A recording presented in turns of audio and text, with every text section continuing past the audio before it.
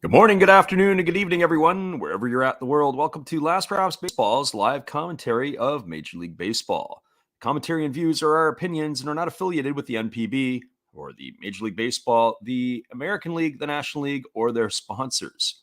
We are giving English reports on the game being played and hope English-speaking fans around the globe can enjoy the games on YouTube and Twitch along with us. Today, from Tampa Bay, we are bringing you the Milwaukee Brewers and the Tampa Bay Rays. We'll get things going with the batting order from the Milwaukee Brewers. Leading off and playing in left field, wearing number 22, is Christian Yelich. Batting second and playing shortstop, wearing number 27, is Willie Adames. Hitting third and doing the designated hitting, wearing number 24, is Andrew McCutchen. Batting fourth and playing at second, wearing number 2, is Luis Urias. Batting fifth at first base, wearing number 11, is Rowdy Tellez. Batting sixth and playing third base, wearing number 20, is Mike Brosu. Hitting seventh and doing the catching, wearing number 7, is Victor Caratini. Batting eighth in right field, wearing number 15, is Tyrone Taylor. And batting ninth in center field, wearing number 3, is Jonathan Davis. And they are going to be facing the lefty Jalen Beeks. Beeks is going to be an opener in this one, as Beeks is 1-1 on the season. And he posts a 2.59 earned run average. And we're ready to get this one underway as Christian Yelich is stepping into the batter's box as Beeks has completed his warm-up tosses. And this game is about to get going here at the Trop. The umpires for today's game behind the plate, it's David Rackley. Ryan Willis is the first base umpire. Seth Barber is working second. And Larry Vanover, the veteran, has third base. And here we are with Jalen Beeks offering the first pitch of the ball game. It's a fastball at 95 miles an hour taken for a called strike. And the count is 0-1. For Christian Yelich on the season, he's batting .248. He's got 7 homers and 27 runs batted in. Yelich really hasn't been the same since fracturing the kneecap a couple of years ago. He's been looking to regain that form that he had prior to that. There's a fastball that misses up and away, and the count goes even to 1-1. But prior to that, Yelich was a consummate 5-tool player and, of course, a National League MVP.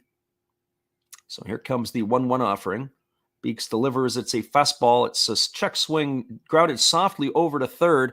Coming in hard is the third baseman, who is Yandy Diaz, and tries to make the play barehanded and can't do it. That is going to go down as a single. I don't think he would have made the play anyway. Yelich checked his swing, got off to the races. Diaz was playing fairly shallow at third base, had to come in to try to field it, and the only way he was going to be able to make the play was barehanded, and he's not going to do it. So Yelich is aboard with a leadoff single, and that's going to bring up the shortstop, Willie Adames. Adames is familiar with the Tampa Bay Rays. He was, of course, acquired in a trade between these two teams. Adames was expendable with the young player Wander Franco coming up. And, of course, Franco is not playing shortstop today. He's getting the day as the DH, but Franco is pretty much the everyday shortstop for the Rays. And the first pitch is a fastball that misses down for ball 1. And the count is 1-0. So 1 ball and no strikes to Adames. Beeks kicks and delivers. It's a fastball that misses down and in, and the count now runs to 2-0. We don't really expect Beeks to be around too long. He has opened a couple of games for the Brewers this year. He's got the most he has worked is 2 innings. He has gone an inning and 2/3 in an inning. This is the 4th time he's doing it this season. There's a fastball swung on it. It has popped it up into shallow right field. Racing back on it is the second baseman, Isaac Paredes, and he's going to make the catch.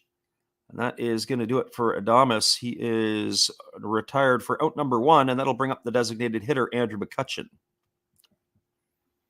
For McCutchen on the season, he's batting .248. He's got 7 homers and 32 runs batted in. McCutchen, before the season started, there were eyebrows lifted in Milwaukee that he was going to be acquired and inserted into the lineup for a National League MVP.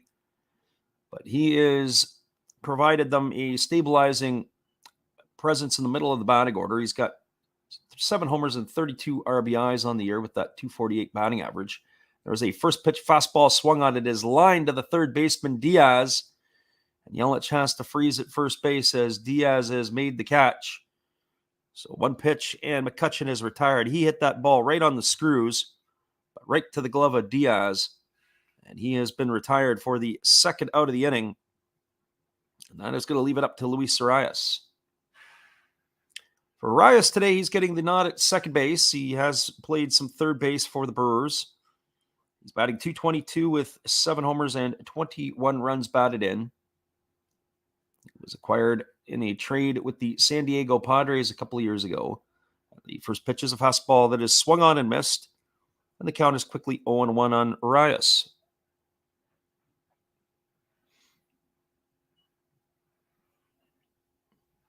This is a mini 2-game series, and it's an interleague series between these two ball clubs. These teams went at it last night. And Beeks now back to work as he gets the sign from his catcher. He holds at the belt. And now instead he throws over to first base, and getting back in time is the base runner Christian Yelich. Last night, these two teams slugged it out, but it was a 5-3 victory for the Brewers. It was Brandon Woodruff collecting the win. And there is a fastball that is swung on and missed, and the count now goes quickly to 0-2 on Arias. It's the mini 2-game interleague play. We've seen that quite a bit this year, where teams will come in, they play each other for a quick couple of games, and then they're gone. In some situations, you've got 5-game series, as they've had to condense the schedule a little bit, sometimes double headers. Yesterday, we saw that with the Twins and the Guardians playing a doubleheader yesterday for games 2 and 3 of a 5-game series. There's a fastball that misses upstairs to Arias, and the count is now 1-2. Arias on the season is hitting .222 with 7 homers and 21 runs batted in.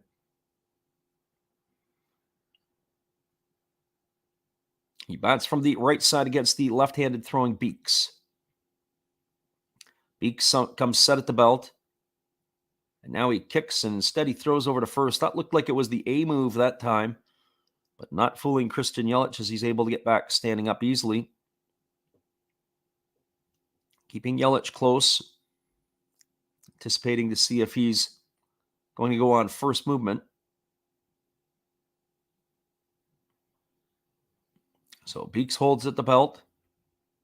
He checks the runner, and now he kicks and delivers, and it's a fastball swung on and missed. Luis Arias has gone on strikes for the third out of the inning. So a leadoff single by Christian Yelich, and he is stranded aboard. There was no runs, 1 hit, no errors, and 1 runner left. Through a half inning, it is the Milwaukee Brewers, nothing the Tampa Bay Rays coming to bat. Stick around, everybody. We'll be back in just a few minutes with the call at the bottom of the first inning. Glad you guys could pop in here with us today. Hang tight. We've got Paul Martinez back in and the hobbyist in here. We're glad you guys could be here today. I'll come back and chat with the chat after we return. Hold tight, everybody. Here's our friend Dave. Hey, everybody. Thanks for checking out the game and Last Raps Baseball. This is Dave, Zero Thought Sports Card. If you like pack openings, baseball, all that good stuff, check us out. Drop a comment on our channel this month to win a mystery pack of cards. All you gotta do is say Last Rap sent you to be entered. And we'll drop a video later on this month announcing the winner. Enjoy the game. Welcome back, everybody. We'll give you the starting lineup for the Tampa Bay Rays, and leading off and playing third base, wearing number 2 is Yandy Diaz. Batting second and doing the designated hitting today is Wander Franco. He wears number 5. Batting third at second base, wearing number 17, is Isaac Paredes. In the cleanup spot and playing left field, wearing number 56, is Randy Arozarena. Batting fifth in right field, wearing number 43, is Harold Ramirez. Batting sixth at first base, wearing number 26 is Ji-Man Choi. In the seventh spot, and wearing number 6, playing shortstop today, is Taylor Walls. Batting eighth and doing the catching, wearing number 21, is Francisco Mejia. Batting ninth in center field, wearing number 7, is Vidal Bruyan. They are going to be facing a left-hander in Eric Lauer, who takes to the hill with a 6-3 record, and he's got himself a 3.89 earned run average. As Lauer completes his warm-up tosses, about ready to resume the action here, as Yandy Diaz is striding to the plate. One thing that I've noticed about the Tampa Bay Rays this year is their batting averages as a collective whole, as a team, much better than last year. They really struggled at points last year where there were spots where they only had maybe 2 or 3 players hitting above 230 at this time of the season, but they're doing a lot better this year at the plate. Certainly the top part with Diaz, Franco, and Paredes, as well as Arozarena and Ramirez, getting the job done early. And the first pitch from Lauer to Diaz is a fastball that misses outside, and the count is 1-0. Diaz is appearing in his 66th game. He takes a fastball inside from Lauer, and the count now goes to 2-0.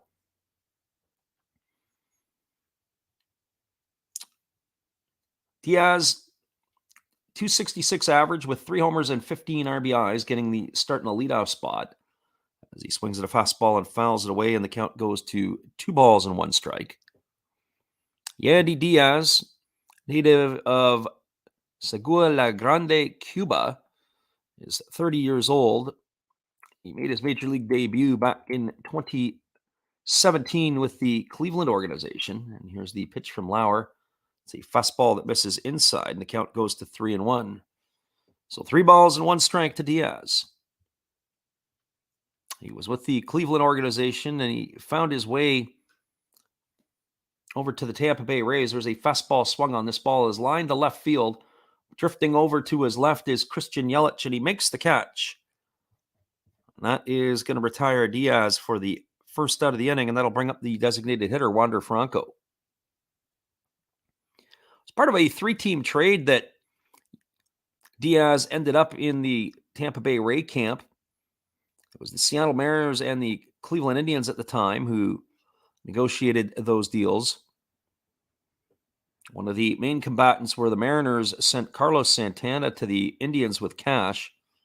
The Indians sent Edwin Encarnacion to the Mariners. There's a breaking ball that drops in for a called strike, and the count is quickly 0-1 to Wander Franco. So Wander Franco batting .263 on the season with 4 homers and 20 runs batted in, and he takes a fastball upstairs for a ball, and the count goes to 1-1. Franco was a highly touted prospect, arguably the number 1 prospect in baseball over the last couple of seasons. And he came in with a lot of fanfare. There's a breaking ball that swung on. It is lifted into shallow right field. Racing back on it is Arias. He dives and he makes the catch. And that is going to retire. Did he make the catch? Because Franco is standing. He's left at first base. So Arias dove for the ball. And we're going to watch the replay again. And he laid out for it. It looked like he had it. But then the ball had come loose in front of him. Franco thought he had made the catch and left the base at first base. And then as he was leaving the base and walking back to the dugout, they threw over to first, and Franco did get back safely.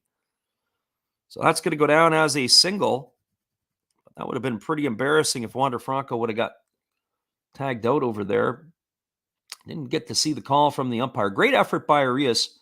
He was playing on the left field side of second base, had to come a long way to get that ball. We talked about that yesterday in the Cleveland-Minnesota game where the shift actually beat them in a particular situation, and this might be one of those situations here. If Wander Franco comes around to score, it would hurt them. So Isaac Paredes swings at the first pitch and fouls it away, and the count is 0-1 to him. Here's Lauer back to work, and he delivers a breaking ball that is swung on and missed, and the count is quickly 0-2 on Paredes. For Paredes, he is hitting .248 on the season. He's got 10 homers and 21 RBIs. He's the reigning American League Player of the Week. Himself an outstanding week last week. The former Detroit Tiger is hitting his stride here for the Rays. There's a fastball that misses upstairs, and the count is 1-2. He was involved in the trade that sent Austin Meadows to the Tigers, along with a competitive balance pick. Meadows went to the Tigers, Paredes and a competitive balance pick came the other way. There is a breaking ball down in the dirt, and it's a decent block by the catcher for the Brewers, Victor Caratini. Keep that in front, but that keeps the count at 2-2. So 2 balls and 2 strikes to Paredes. Randy Arozarena waits his turn on deck. Paul Martinez says, it's cool you call in the early game. I have money on this game, so nice to hear it while he's at work. We appreciate that, Paul Martinez, and appreciate you being here. There's a fastball that's upstairs, and Paredes can't hold up on his swing, and he's going to be retired for out number 2 because David Rackley, the home plate umpire, says so. So that is 2 gone here.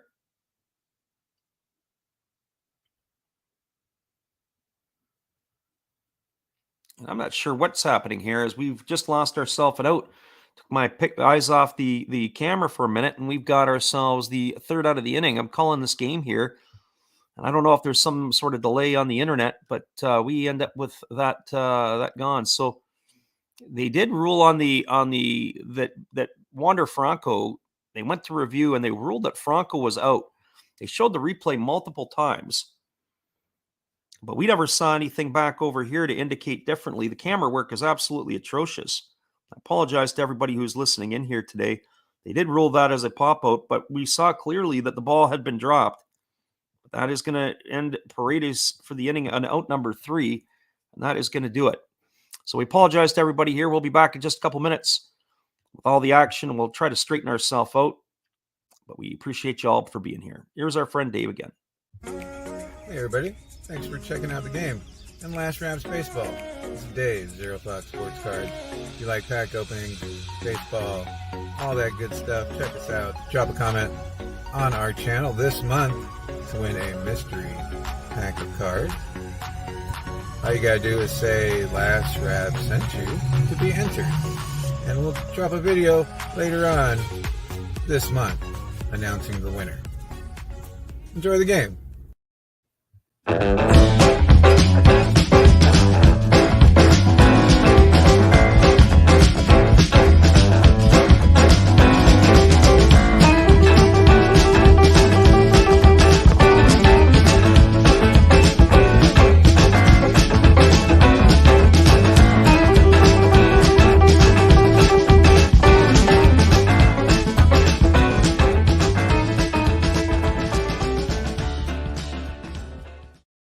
Welcome back, everybody. We're moving to the top of the 2nd inning. It is a 0-0 scoreline. Got Rowdy Tellez, Mike Brosu, and Victor Caratini coming to bat here. And the first pitch to Tellez is a fastball that misses outside for ball 1. And the count is 1-0. I want to express my frustration with that. We watched the replay multiple times, and every time in each angle that we saw it at, Urias did not catch the ball. But yet they ruled Wander Franco out on a pop-up. There's a fastball that is taken for a called strike, and the count goes to 1-1. And when you think about it, the instant replays are in play for a reason. And that is to get the calls right. And that call definitely was not the correct call, as it was showed clearly that the ball was bobbled and it did hit the ground. There's a fastball swung on and fouled away, and the count is 1-2. But that is the way it goes, and we'll see if it ends up being a turning point. Even though it was the first inning situation, that would have been a base hit with 1 out and would have changed the complexion of the inning for sure. So 1 ball and 2 strikes to Rowdy Tellez. It'll be followed by Brosu and Caratini here in the 2nd inning for the Brewers.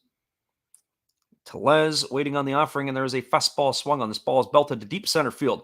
Racing back on the warning track and looking up, and this ball is gone. It's over the head of Vidal Bruin, and it is a solo shot for Tellez, as he has opened the scoring here in the 2nd inning with a straightaway center field blast to put the Brewers up 1-0. So our friend Paul Martinez, who was definitely cheering for a no-run first inning, I don't know what he's doing here in the 2nd, We've got the Brewers on the board with a 1-0 lead. So 1-0 for the Brewers. That brings up the third baseman, Mike Brosu. Brosu is batting .282 on the season. He's got 4 homers and 10 runs batted in.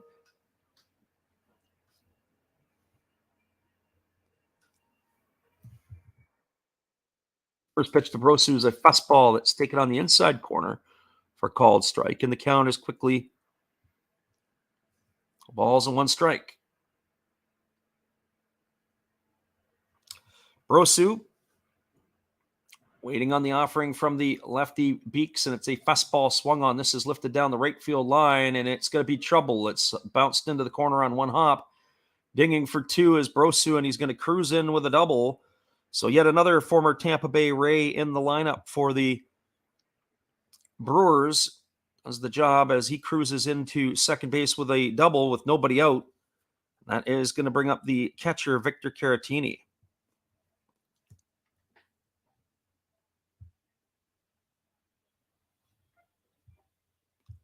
So Caratini steps to the plate. He is batting .247. He's got 5 homers and 13 RBIs. And here's the pitch from Beeks. It's a fastball taken for a called strike.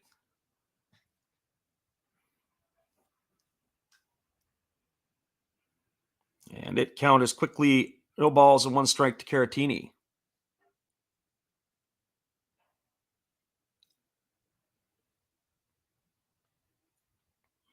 Caratini steps out and he's checking his eyes here as he's got something in his eyes. Now he's ready to go back and face the left-hander Beeks again. Beeks holds at the belt. And now he kicks and delivers. It's a fastball swung on and fouled away. And the count now goes to 0-2. Just having some technical difficulties at our end back here. We're struggling a little bit as things are moving in and out a bit. And we're trying to settle everything down. We appreciate you all for being here today. And we struggle a little bit with our feeds. Here comes the offering from Beeks as he checks the runner at second. And it's a fastball that comes up and in and hits Caratini. It's nothing worse than an 0-2 fastball that rides up inside and hits the batter. And Caratini is bored with a hit by pitch. That's going to bring up the right fielder, Tyrone Taylor. So runners are at first and second. There's nobody out. The Brewers are looking for more, as Caratini has been plunked with a fastball high and in. And that is going to bring a conference on the mound as we've got everybody coming in now as the pitching coach is on his way out to talk to his opener here, Jalen Beeks. So they've got the 8 and 9 hitters coming up, due up in the order right now.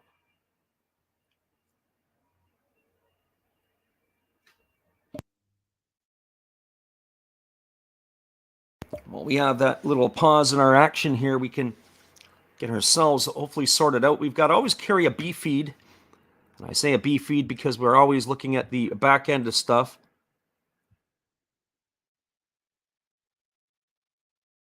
That prevents us from jumping into the chat a little quicker. So we'll keep our eyes on the chat and stay we can.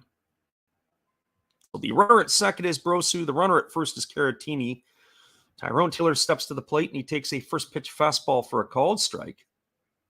Count is 0-1. For Taylor on the season, he's hitting .227. He's got 9 homers and 32 runs batted in. He's appeared in 59 games so far this season, as today is his 60th. And here's the pitch. It is a fastball that misses down, and the count goes to 1-1 on Taylor. With the recent, I'd say, cut of Lorenzo Cain, the best way we could describe it is that he was cut or released. It's giving more opportunity for some Brewer outfielders to play, and there's a fastball that misses upstairs, and the count is 2-1 to Taylor. And the situation with Taylor in right today and Jonathan Davis getting the start in center field. Two players that will be getting at bats that Cain would have been taking up. So 2 balls and 1 strike. And there's the pitch. It's a fastball that swung on and fouled away, and the count goes to 2-2. Curious to see what the Brewers' long-term plans will be. They've got Cal Mitchell, was one of their prospects, or Garrett was the Mitchell. There's Cal Mitchell and Garrett Mitchell. I believe their prospect is Garrett Mitchell. I think Cal Mitchell is with the Pirates. There's a fastball that swung on and missed. And that is going to retire Taylor for the first out of the inning. That'll bring up the center fielder, Jonathan Davis.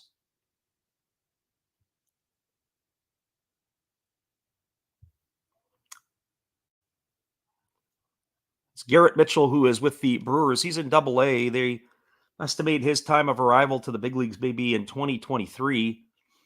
But all of their top prospects right now in the organization are all outfielders. But nobody expected to arrive until as early as next season. Here's the first pitch from Beeks. It's a fastball. It's taken for a called strike, and the count is quickly 0-1 to Davis.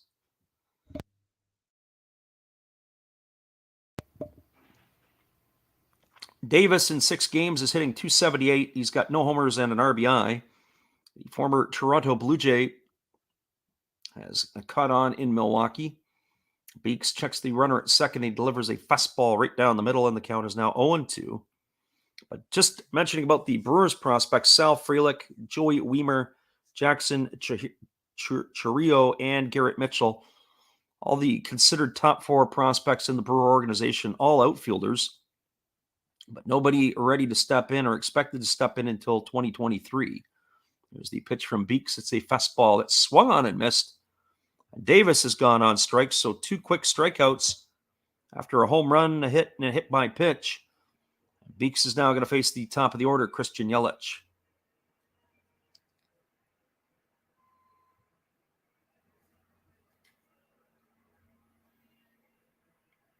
So Paul Martinez asks, what games do you decide to call? A lot of it is our own availability. So the daytime or the morning hours on the West Coast work out fairly well. So that's generally one. Another one is we try to look for decent pitching matchups if there's multiple games head-to-head. There's a fastball that's taken on the outside corner, and the count is quickly 0-1 to Yelich. And then we also like to try to do, well, of course, we do the NPB games on the weekend. So hopefully you can join us for some late-night action if you want to hear some Japanese baseball calls. Sometimes there's folks who listen in who also sync up the games. Because games are in Japanese. There's a fastball swung on and fouled away, and the count goes to 0-2. They sync up the English feed. We've got Steve Rademacher in the house today. He is a Wisconsin native, doesn't live there anymore, but a Milwaukee Brewer fan, that's for sure. So no balls and 2 strikes to Yelich. Beeks holds the ball at the belt. He checks the runner at second, and now he kicks and delivers. It is a fastball that swung on and fouled away. Keeps the count at 0-2 on Yelich.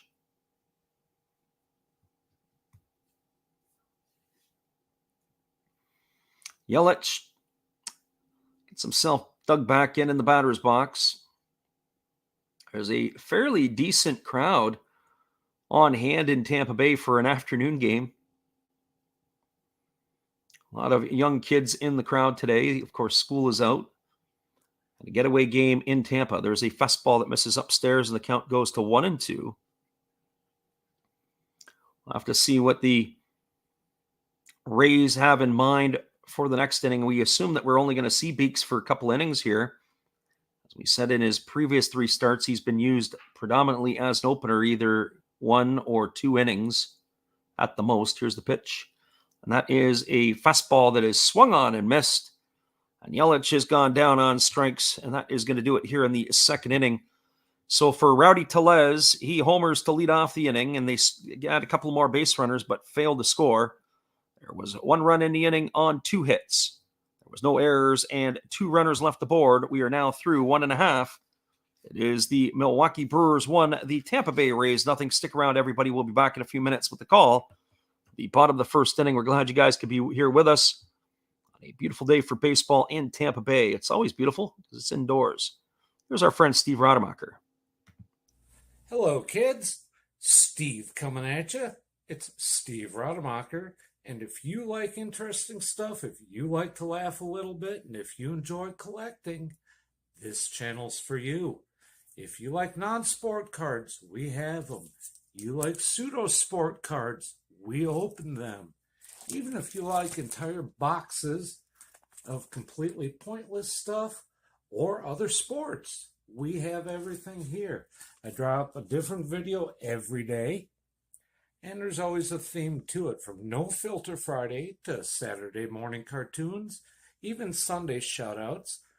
Once in a while, we'll get a little froggy and show Money Money Monday, where I showcase a bunch of my currency.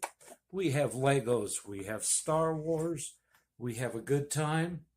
We even have my brother on Takeover Tuesday. Be there or be square. Back to Freddy. Appreciate you, Steve, and your support of the channel. And in turn, we like to support Steve Rademacher after the game. Be sure to go check him out. That's Steve Rademacher. He's got all the crazy things. He's got Takeover Tuesday, Money Money Monday, Saturday morning cartoons, and the Sunday shoutouts. He's got something for everybody. We'll be back in 30 seconds with the call of the bottom of the second inning. Hang tight, everybody.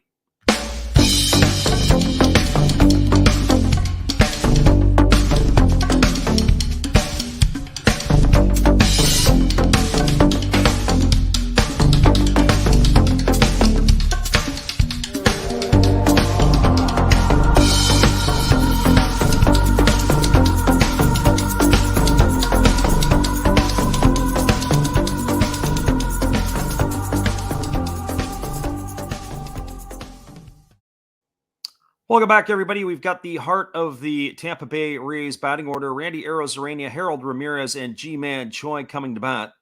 So the 4, 5, and 6 hitters in the Tampa Bay lineup. The last inning, as we said, it was a bit bizarre as the Wander Franco had stayed at first base. And they took a look to see what had happened. They ruled him out on a fly ball or on a pop fly, and there's a first pitch delivered to Arozarena. It's driven to deep center field.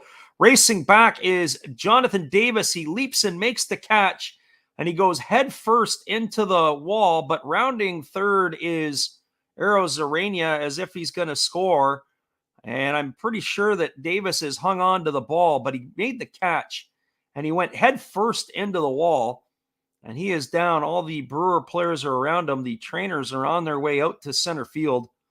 But what a fantastic catch. If you're going to be watching Sports Center tonight, definitely be looking for this play. This has got to be one of the best plays, but he's holding his lower back. He laid out flat right out, made the catch, and as he came down, his head went right into the wall. It looks like he was able to avoid any serious injury there, but his back is sore. And that's what they're looking at here. So they may want to go and take a look at a replay, because who knows if he juggled the ball or wherever else, but it looks like he's hung on.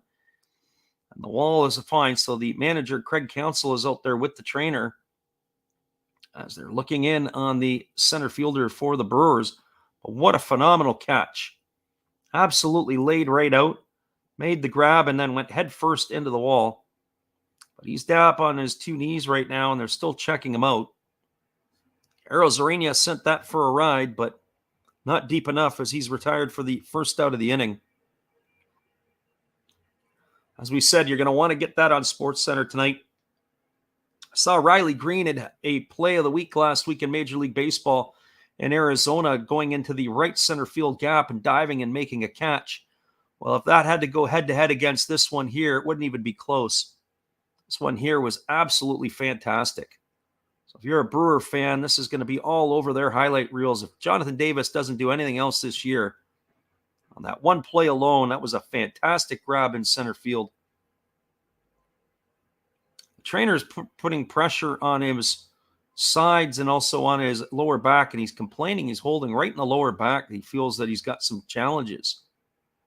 So they're talking to him a little bit here. They're going to see where he's at. He's got his hands now on the back of the neck, trying to feel some stuff around. They slowly get him to his feet. I don't know if he's going to be able to stay in the game here. We're going to make a decision in a moment. But that ball was absolutely scorched to center field by Randy Arozarena. A beautiful play by the center fielder, Davis to come up with that one. We're not getting the highlights of it yet. They show highlights, all different things.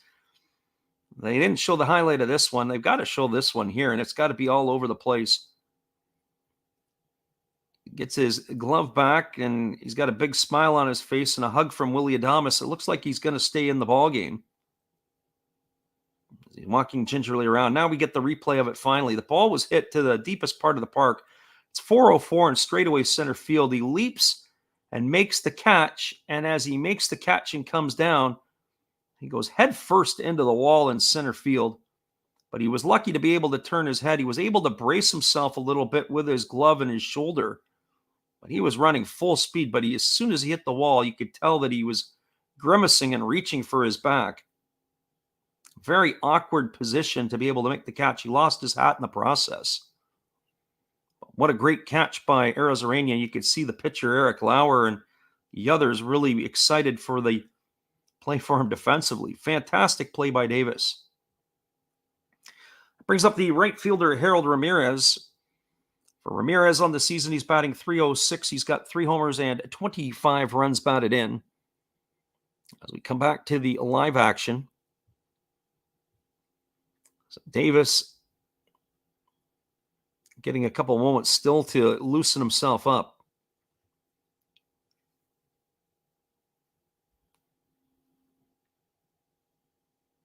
They haven't decided to make a change, but I don't know what they're waiting for here, or if they're taking a review or not. But nope, they're ready to get back to the action. So Ramirez steps to the plate. Lauer ready to go to work, and here's the first pitch. It is a fastball that misses inside, and the count is 1-0. So 1 ball and no strikes to Harold Ramirez. Ramirez is appearing in his 61st game of the season. There's a fastball that misses down and in, and the count is now 2-0. He gets the nod in right field today. Harold Ramirez is a native of Cartagena, Colombia. And here's the pitch. It's a breaking ball that drops in for a called strike, and the count is now 2-1 to Ramirez. He began his big league career with the Miami organization in 2019. He was with Cleveland last year in 2021, where he hit 7 homers and knocked in 41. There's a breaking ball that drops in for a called strike, and the count goes even to 2-2. He's a career .278 hitter, so he can swing the bat a little bit. And here's the pitch, and it's a fastball swung on and lifted foul over on the first base side. Count remains at 2-2. He's got nearly 1,000 at-bats in the big leagues. He's just over 1,000 plate appearances. There is action in the Tampa Bay bullpen as expected. Ryan Thompson is up and throwing. We're probably going to see a bullpen day today for the Rays. There was a fastball swung on and fouled away. It keeps the count at 2-2. So we're going to have to make sure we continue to keep our eye on the bullpen, as there'll be wholesale changes, you would think, through the ball game for the Rays.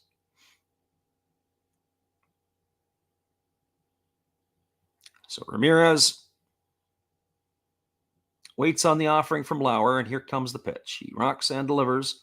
It's a fastball that misses upstairs, and the count now goes to 3-2 on Ramirez.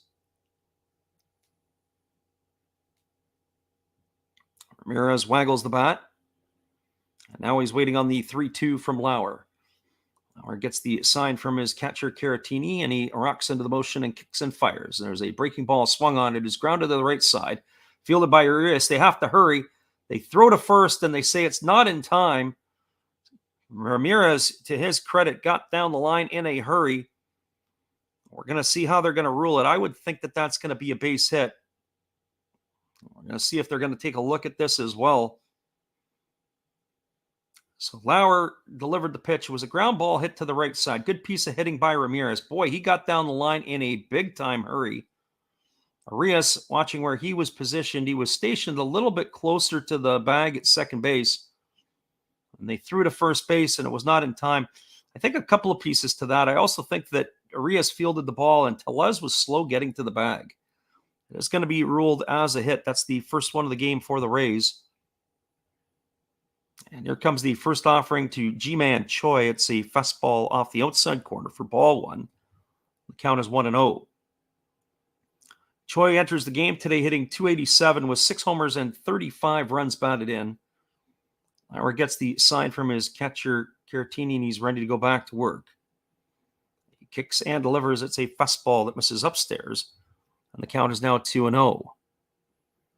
So 2 balls and no strikes.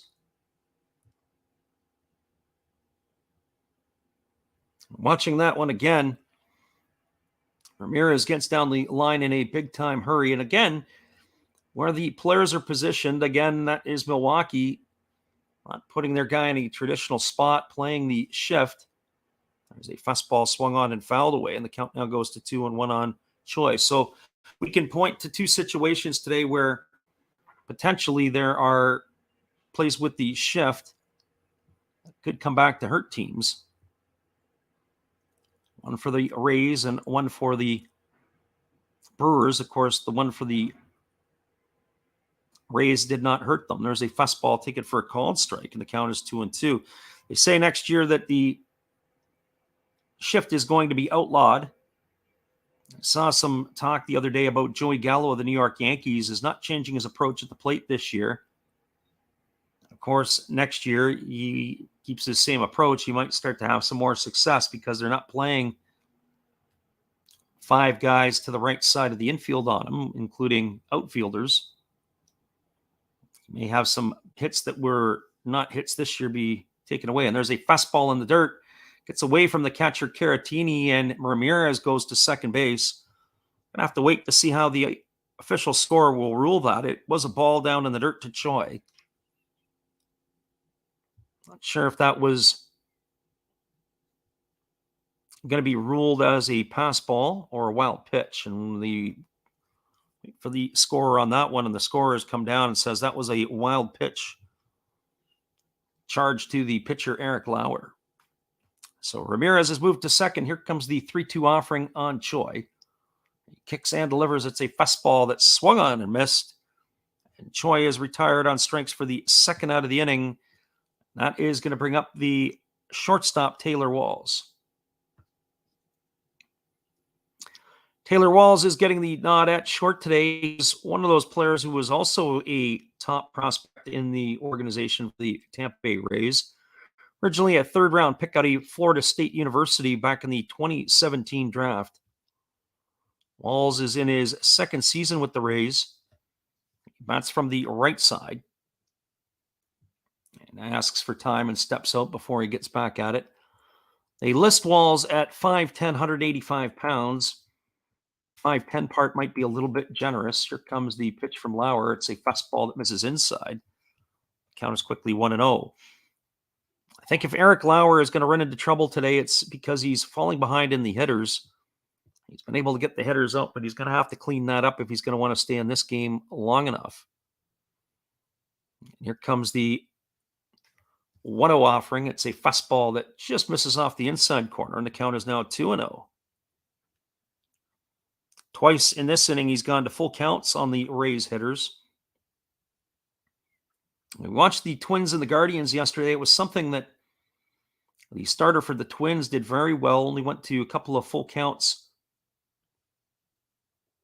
twice in the innings of work that he had yesterday.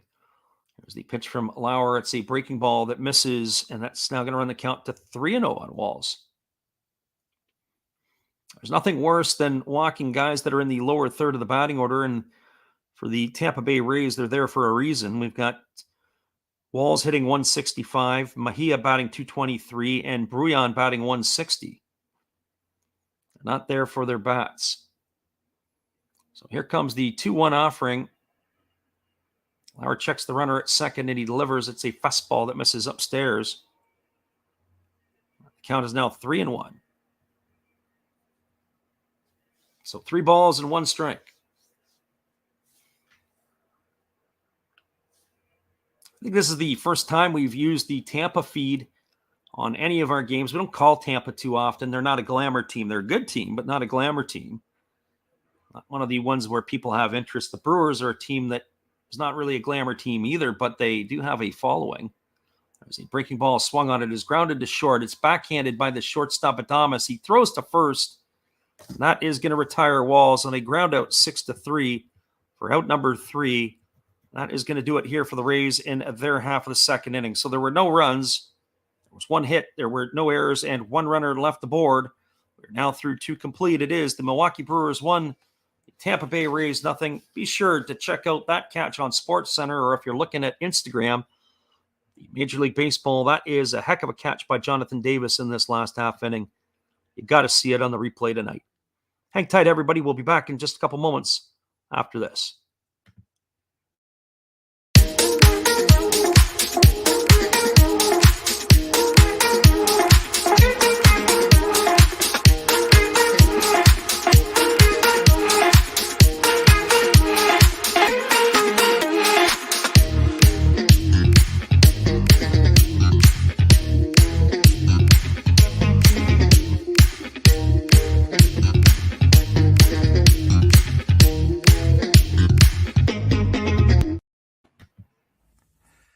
This is Steve Rademacher, and I'd like to introduce you to my channel if you haven't seen it before.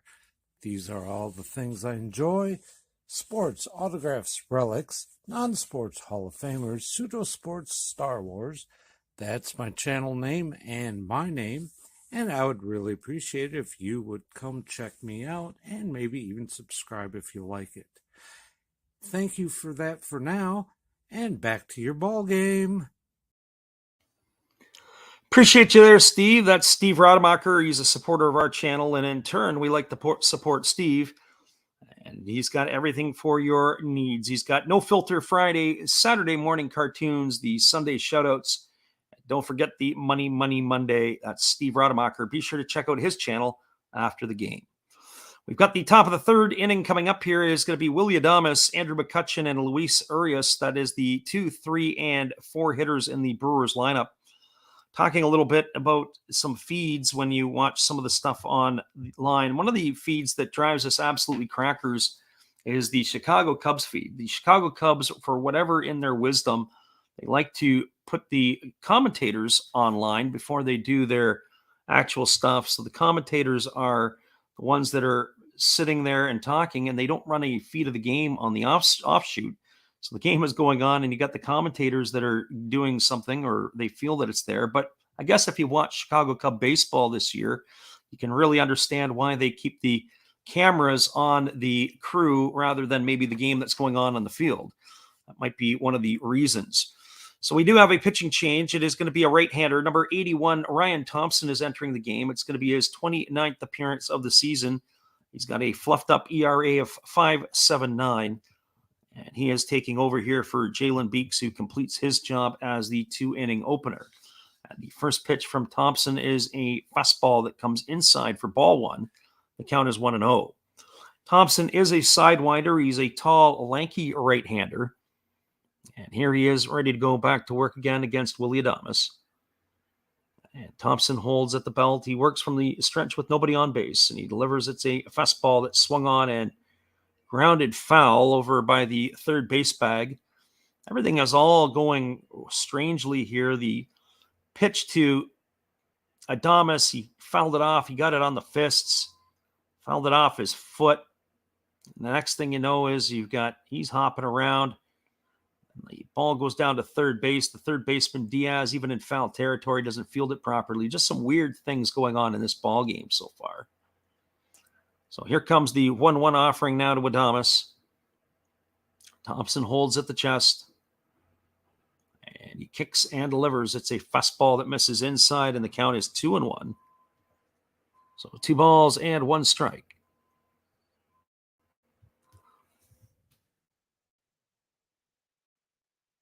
I have to say that it is something that I do find interesting is how they choose their orders. There's a breaking ball swung on it, taps slowly back to the pitcher, Thompson.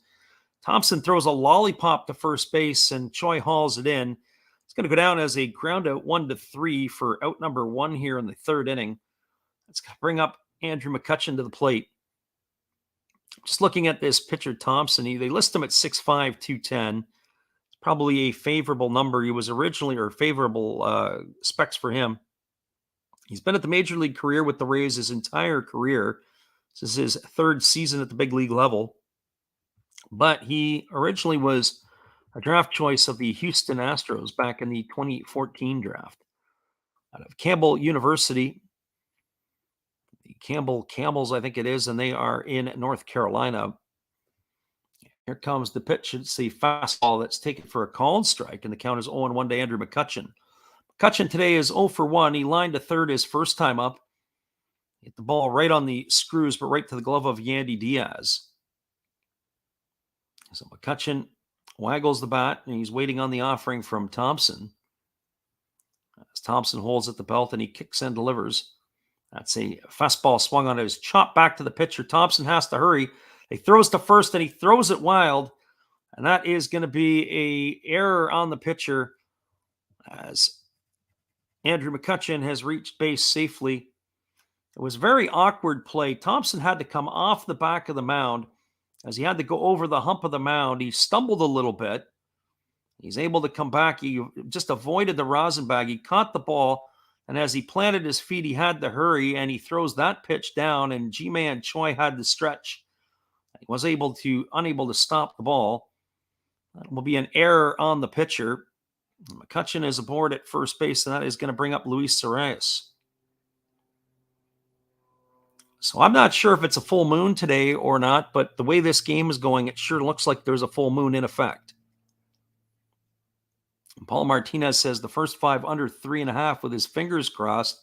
Well, the way the circus act has gone in this game, I don't know if that's going to happen, especially the way that some of the defense has been played here. There's been some spectacular plays.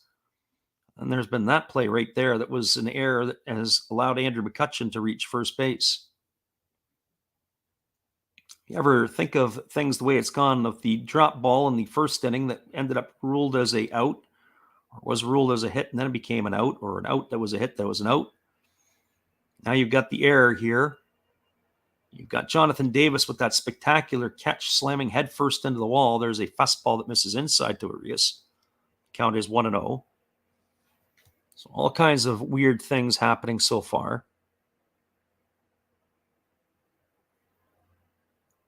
So Arias on the season is hitting .221. He's got that 7 homers and 21 runs batted in. He does have some pop in the stick. Here's the pitch from Thompson. It's a fastball swung on and fouled away.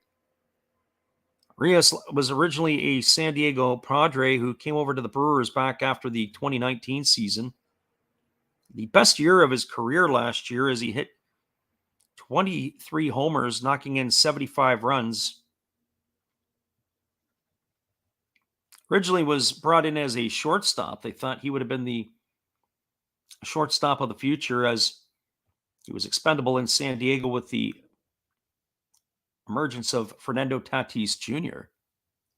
There's the 1-1 pitch. There's a breaking ball that misses well off the plate. Count is now 2-1 to Arias. The San Diego Padres, of course, flipped him, and he was part of that deal for Trent Grisham, who went the other way. Trent Grisham and Zach Davies. The other player in that trade is the pitcher Eric Lauer, who's on the mound. There's a fastball that misses down, and the count is now 3-1. So 3 balls and 1 strike to Luis Arias.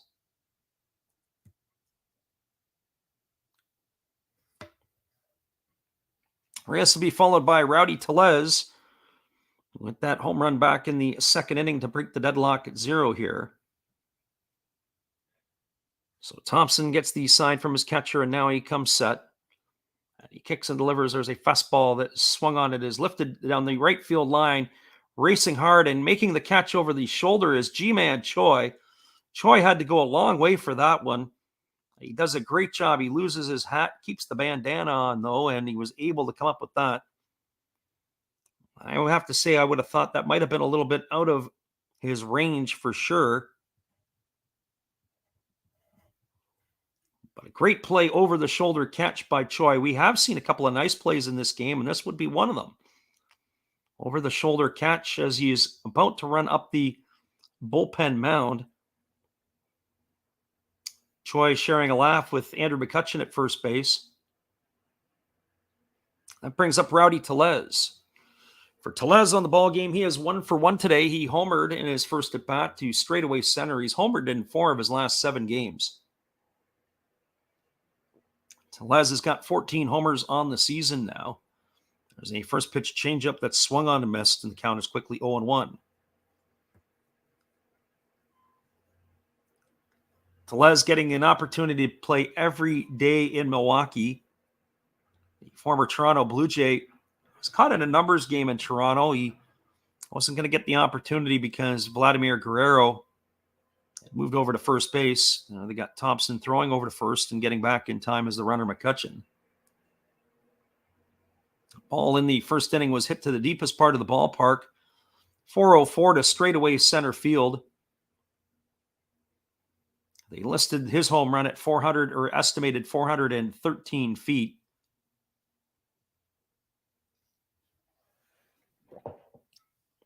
And here comes the pitch. It is a fastball swung on. It is grounded over to second.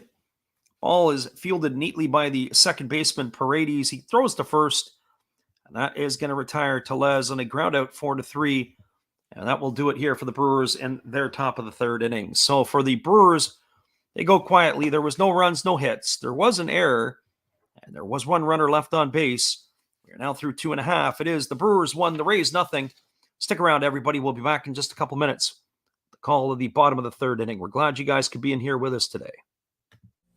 Hello, guys. Thank you for joining Freddie here on his baseball game. And I'm Steve Rademacher, and my channel is really all about everybody, including all my international friends.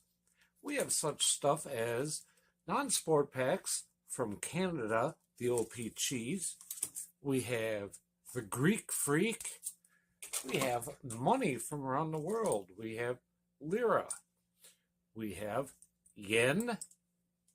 We have francs. We have pounds. We have Deutschmarks. We have all kinds of cool stuff like that. We even have some cooler things like Japanese women wrestlers and OPC baseball cards where I cannot read the back. We even have unopened material like the royal family, I know it's backwards, from London, England. Thank you for watching. Back to Freddie.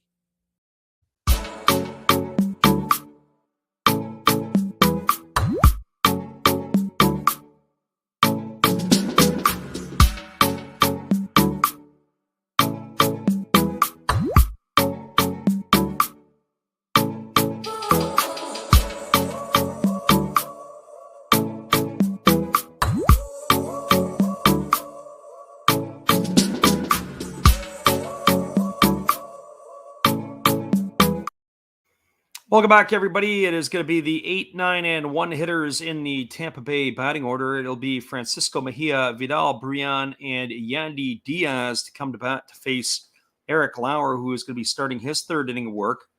We started to say in the last inning, the trade that involved Trent Grisham going from Milwaukee to San Diego brought back Eric Lauer and Luis Urias. So quite the haul there for the Brewers. There's a fastball taken for a called strike by Mejia, and the count is quickly 0-1. For Mejia, he's batting .223 on the season. He's got 3 homers and 14 runs batted in. There's a breaking ball that is swung on and fouled away. Mejia is in the hole 0-2. When you look at both of these rosters, there's a lot of San Diego flavor in both of the rosters. Both of these teams have made trades with the Padres, as well as both of these teams have made trades with one another as well. There's a fastball swung on and fouled away. Count remains at 0-2. I think of some of the players that are in the Brewers lineup today that were former Tampa Bay Rays or had a Ray connection. The first one that comes to mind is Willy Adames, the shortstop. His opportunity. And the other one is Mike Brosu, the starting third baseman today. Those are the ones that popped for me. And there's a fastball swung on, and it is going to be looped over the head of the second baseman, Urias. It's going to get down into right field. So a good piece of hitting by Francisco Mejia, taking a 2-strike count and being able to fight it off and getting himself a base hit to lead off the third inning. So Mejia is aboard, and that'll bring up the center fielder, Vidal Brian. Brian, he's batting 160 on the season. He's got a couple of homers and 15 runs batted in. Brian is also was considered a top prospect in the Rays organization. Brian is a native of the Dominican Republic from the shortstop factory San Pedro de Macorís. They list him as a second baseman, right fielder, and shortstop at the big league level. He swings at a fastball and fouls that off, and the count is 0-1. He broke in last year in the big leagues. He struggled. This year he is still struggling, but he's doing better than the 0.77 average he posted last year. And there's a breaking ball that misses down, and the count is 1-1. A lot of pluses with Brian, a lot of things, a lot of beliefs that this player is going to be a pretty good ball player at the big league level. As we said, he was another one of the Tampa Bay Rays' top prospects. Here's the 1-1 pitch. It's a fastball that misses upstairs, and the count is now 2-1. Seen a lot on Brian, not have seen him so much in person. Does do better against left-handed pitchers than right-handed pitchers for sure. He's hitting .238 this year against lefties. And here's the pitch from Lauer. It's a breaking ball that misses down. Count is now 3-1. So 3 balls and 1 strike to Brian. Brian is a switch hitter. Sometimes you see with hitters that bat from both sides of the plate, they may have power on one side, may hit for a better average on the other. So here comes the 3-1. It is a fastball swung on and missed. And the count is now 3-2. So 3 balls and 2 strikes.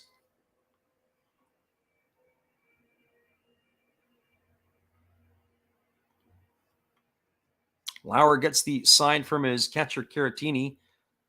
He's ready to go back to work. He checks the runner at first, and now he kicks and fires. There's a breaking ball swung on. It's grounded over to short. They flip it to second for 1, back to first, and it is a Milwaukee Brewer double play. Brian grounds into the 6-4-3 variety. As it retires Mejia for the first out, and Brian on the backside. Now that's going to bring up the top of the order, Yandy Diaz, with 2 away. So some nice defense by the Brewers. Adames was able to make that exchange fairly quickly at second base on the 6-4-3 double play. So Lauer back to work now to face the right-handed hitting Yandy Diaz, who takes a fastball for a called strike. The count is 0-1. Diaz batting .265 on the season. His average has slipped a little bit with the 3 homers and 15 RBIs. He flew out to left field his first time up, and he takes a fastball off the outside corner, and the count goes to 1-1. So 1 ball and 1 strike to Diaz. Diaz waggles the bat as he waits on the offering from Lauer. Here's the pitch. It's a fastball that misses upstairs, and the count is now 2-1.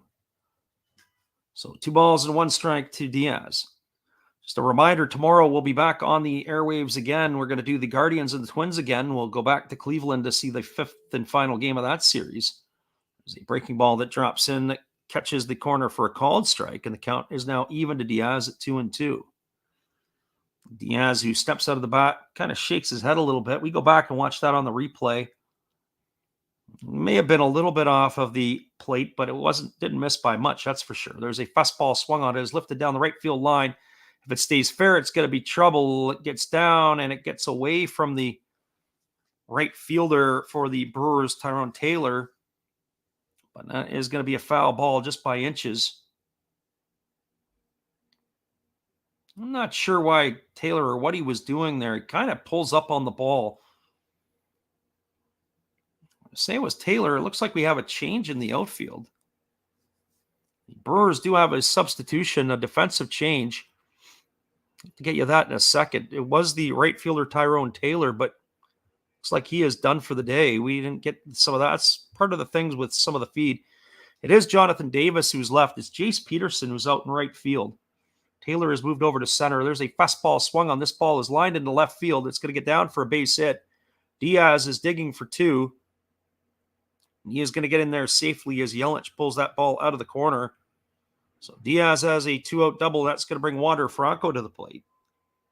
So defensive change for the Brewers as Jonathan Davis's day is done. Jace Peterson will take over for him in the lineup. And he goes into right field, and moving into center is Tyrone Taylor. So Diaz is aboard at second base. That's going to bring up the designated hitter, Wander Franco. For Franco today, he is 0 for 1. He is popped to second his first time up. Franco is hitting .262 now on the campaign. Those 4 homers and 20 runs batted in.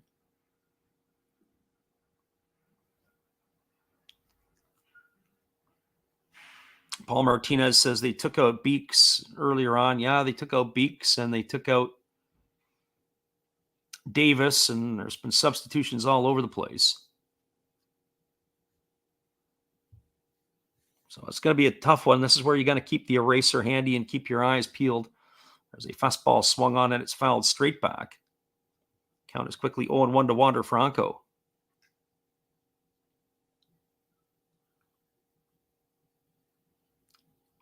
So no balls and 1 strike.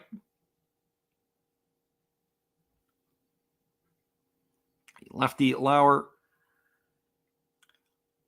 ready to go back to work against the right-handed hitting Franco.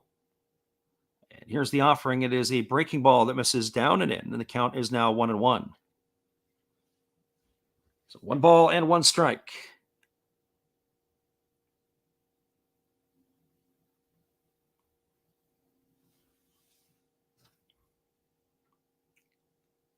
Franco batting from the right side, gets himself dug in again. He's waggling the bat.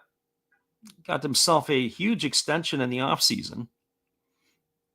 Waiting on the offering from Lauer. He kicks and delivers. It's a fastball swung on, and it is lifted softly over to second base. Arias racing to his left. He makes the catch, and that is going to do it. I was going to talk a little bit about Franco's contract, but we'll have to do that the next time up. So for the Tampa Bay Rays, they got a couple of hits in the inning. There were no runs on 2 hits. There were no errors and only 1 runner left aboard. We are now through 3 complete. It is the Milwaukee Brewers 1, the Tampa Bay Rays nothing. Stick around, everybody. We'll be back in a couple minutes with the call of the top of the 4th inning. Glad you guys could be here with us today. Here is our friend Matt Hollis. Take it away, Matt. Well, you've got to have an ace in the hole. A little secret that nobody knows. Life is a gamble, a game we all play. But you've got to save something for a rainy day. You've got to learn to play your cards right if you expect to win in life. Don't put it all on the line for just 1 roll. You've got to have an ace in the hole.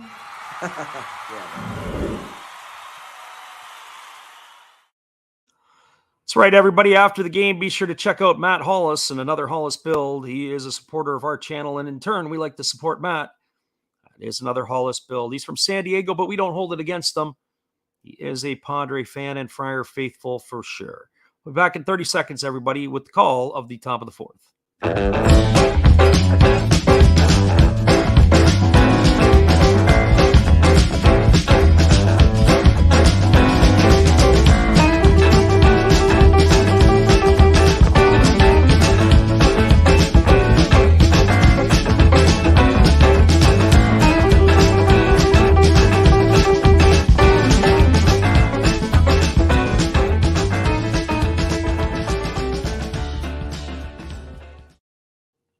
Welcome back, everybody. We were talking about it a bit ago about former Rays with the Brewers. You got Hobie Milner, Brad Boxberger, Hunter Renfroe, and then the 2 in the lineup today, Willie Adames and Mike Brosu.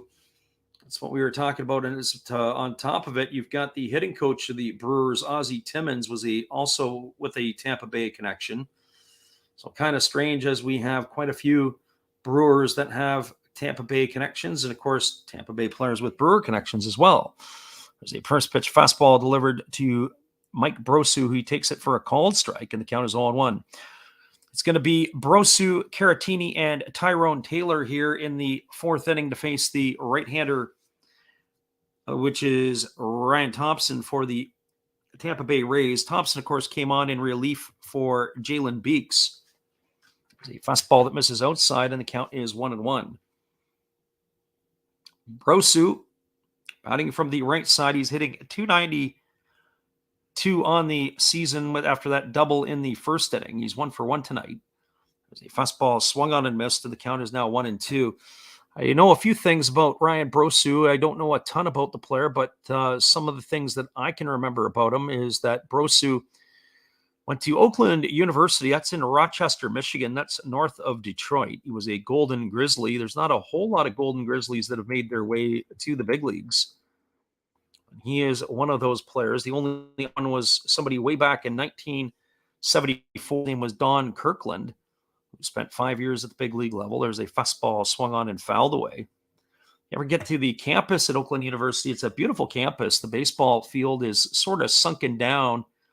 They have a sort of on the left field line, it used to be almost like like it was crested down, like a rolling hill down. I don't want to say into a ravine, but where people could sit and watch.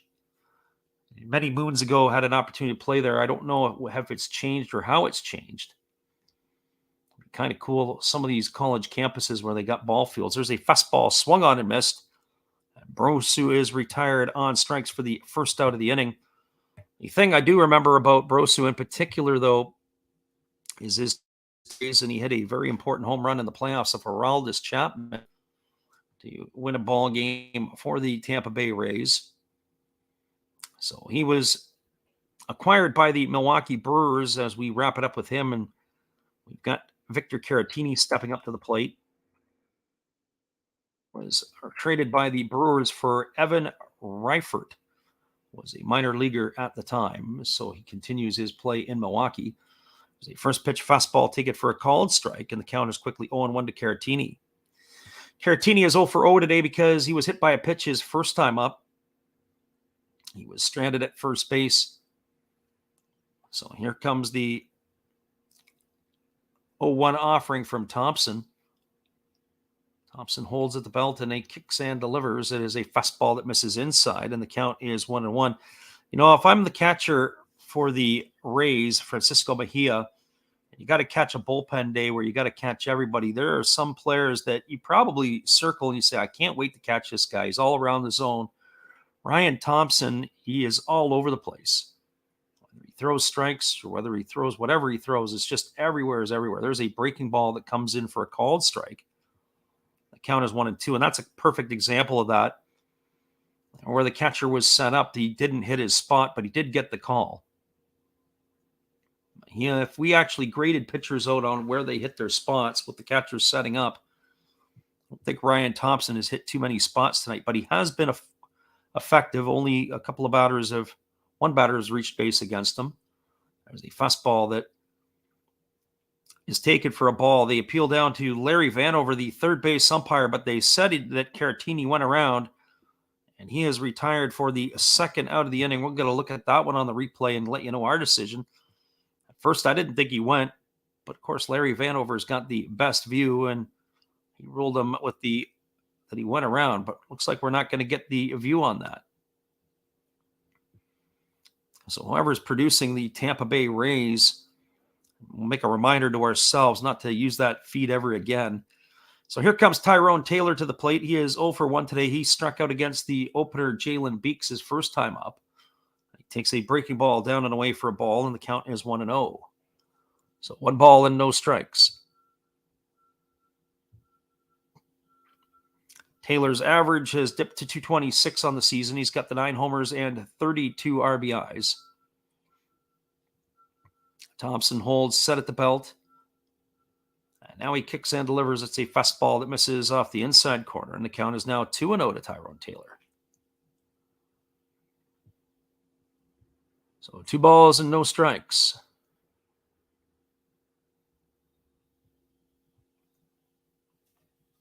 pace of this game has waned a little bit for there not being a whole lot of traffic on the bases. There's a fastball that catches the outside corner, and the count now goes to 2-1. You figure with an injury timeout and a couple other plays, it's sort of slowed the pace of this game down. We're in the top of the fourth inning, and we're 90 minutes deep almost. So Thompson holds set at the belt, and now he kicks and fires. It's a fastball that's taken for a called strike. The count runs even to Taylor at 2-2. So 2 balls and 2 strikes. It's Jace Peterson who has now moved into the on-deck circle. As we said, Jonathan Davis taken out, I'm sure, for precautionary reasons more than anything after that fantastic grab back in the second inning. Here comes the pitch. It is a fastball that misses inside. They appeal down to the first base umpire this time, but they say he didn't go. That's going to run the count now full to 3-2. I'll tell you, that one there, boy, that was pretty close. First base umpire Ryan Willis gave the Brewer hitter some hometown cooking, but the problem is the Brewers are on the road. So here comes the 3-2 offering. And here's the pitch from Thompson. It is a fastball that misses down, and that's going to be ball 4. A 2-out walk, and that's going to bring Jace Peterson to the plate. So this is going to be Peterson's first at bat of the ball game, as he's come in to replace Jonathan Davis. Peterson is a longtime big league veteran. He began his career with the Padres at the big league level. He bounced to Atlanta. He was with the Yankees, the Orioles, and this is his 3rd season in Milwaukee. He's found a bit of a home here. Peterson's hitting .231 on the season. He's got 6 homers and 25 RBIs. He's one off his career high mark for home runs, which was 7, where he did that with Atlanta back in 2016. And here's the pitch from Thompson. It's a fastball that misses down, and the count is 1-0. Peterson was originally a first-round pick of the San Diego Padres out of McNeese State back in the 2011 draft. He is a Lake Charles, Louisiana native. Peterson has got chances to play second base, third base, and the outfield. He does make his way around. Also played a little bit of first base this year as well.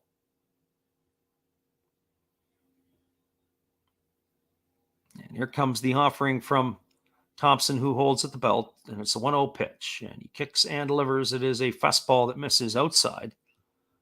The count is now 2-0.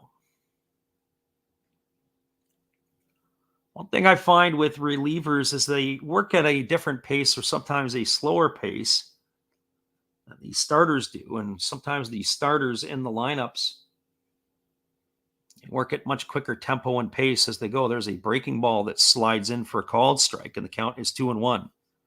So when you get bullpen days, you can pretty much bank on the games. I wonder if the games are actually overly longer. And I'm not talking about when the pitchers are being changed at the top of the inning. We're not even talking about mid-inning changes, which will slow the game down. So here comes the offering to Peterson, and it's a fastball taken for a strike, and the count now goes to 2-2. So 2 balls and 2 strikes.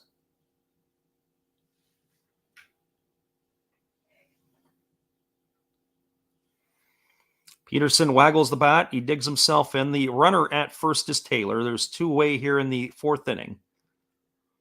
Thompson instead throws over to first base, and diving back in time is the runner Taylor. I often wonder about that sometimes. We got a pitcher on the mound who's a sidewinder. How does he throw over to first base? Well, he also throws sidearm over to first base. He doesn't really change his delivery. It might be a little bit different for the first baseman catching it because the way the ball will come. So here's the 2-2 pitch. And there's a breaking ball that misses inside. The count is now 3-2. So Taylor is going to be on the move with the pitch. Peterson's going to get something decent here to have to put in play. It's his job to try to turn the batting order over to get to the top of the order as Christian Yelich is on deck. They certainly don't want to face Yelich with 2 runners aboard. Here's the 3-2 offering. It's a breaking ball swung on and fouled away.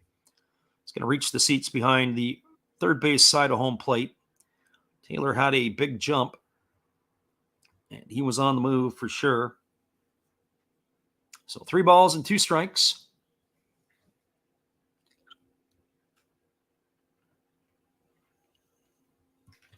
Peterson waiting now on the offering from Thompson. This is going to be Thompson's 35th pitch. Is trying to complete his second inning of work. He holds at the belt, and now he delivers. It's a fastball swung on. It is grounded right back off the pitcher. It goes over to Choi. Choi is going to step on the base, and that is going to do it. But it's going to go down as a put-out, ground out, 1-3. It's a tough way to get an infield assist, as he took that one in the shins, and he goes straight into the clubhouse. And that'll probably be the end of the day for Thompson regardless. I wouldn't expect to see him much more than the 2 innings of work. So there was no runs, no hits, no errors, and 1 runner left the board for the Brewers in their half of the 4th inning. It is the Milwaukee Brewers 1, the Tampa Bay Rays 0. We'll be back at the bottom of the 4th in just a couple minutes as the weird happenings continue in Tampa Bay. Howl at the Moon might have been one of the songs we should have chose to play in this one, but that is for sure what we're witnessing. Hang tight, everybody. We got Steve Rademacher here with you. He'll be back in just a couple moments. We're glad you're with us. Hey, guys, and thank you, Freddie. Steve coming back at you. That's right, Steve Rademacher. I would like to thank each and every one of you that is tuned into my channel. And today, let's do a little shout-out for some other great channels you should be watching. There is WVogs 18. There's Big D's Sports and Collectibles. You all know another Hollis build. Why not Like Father, Like Son? That's a great duo that does some great stuff. It shows some great cards. And of course, the one and only Bud Stoney, creators of One of Ones. The creator of One of Ones, and they're all signed on the back. Bud Stoney, 1 of 1, like this beautiful Robin Yount that he made for me. He made me another Robin Yount, this time mini, and a Christian Yelich mini. Great cards, and he does more than cards. We have darts of Hulk Hogan and many other things. So give them a look-see and give me another look-see. Subscribers are always welcome, and back to Freddie. Appreciate you, Steve, and your support of the channel. In turn, we like to support Steve Rademacher. We'll be back in just a couple moments here with the call, top of the 4th inning.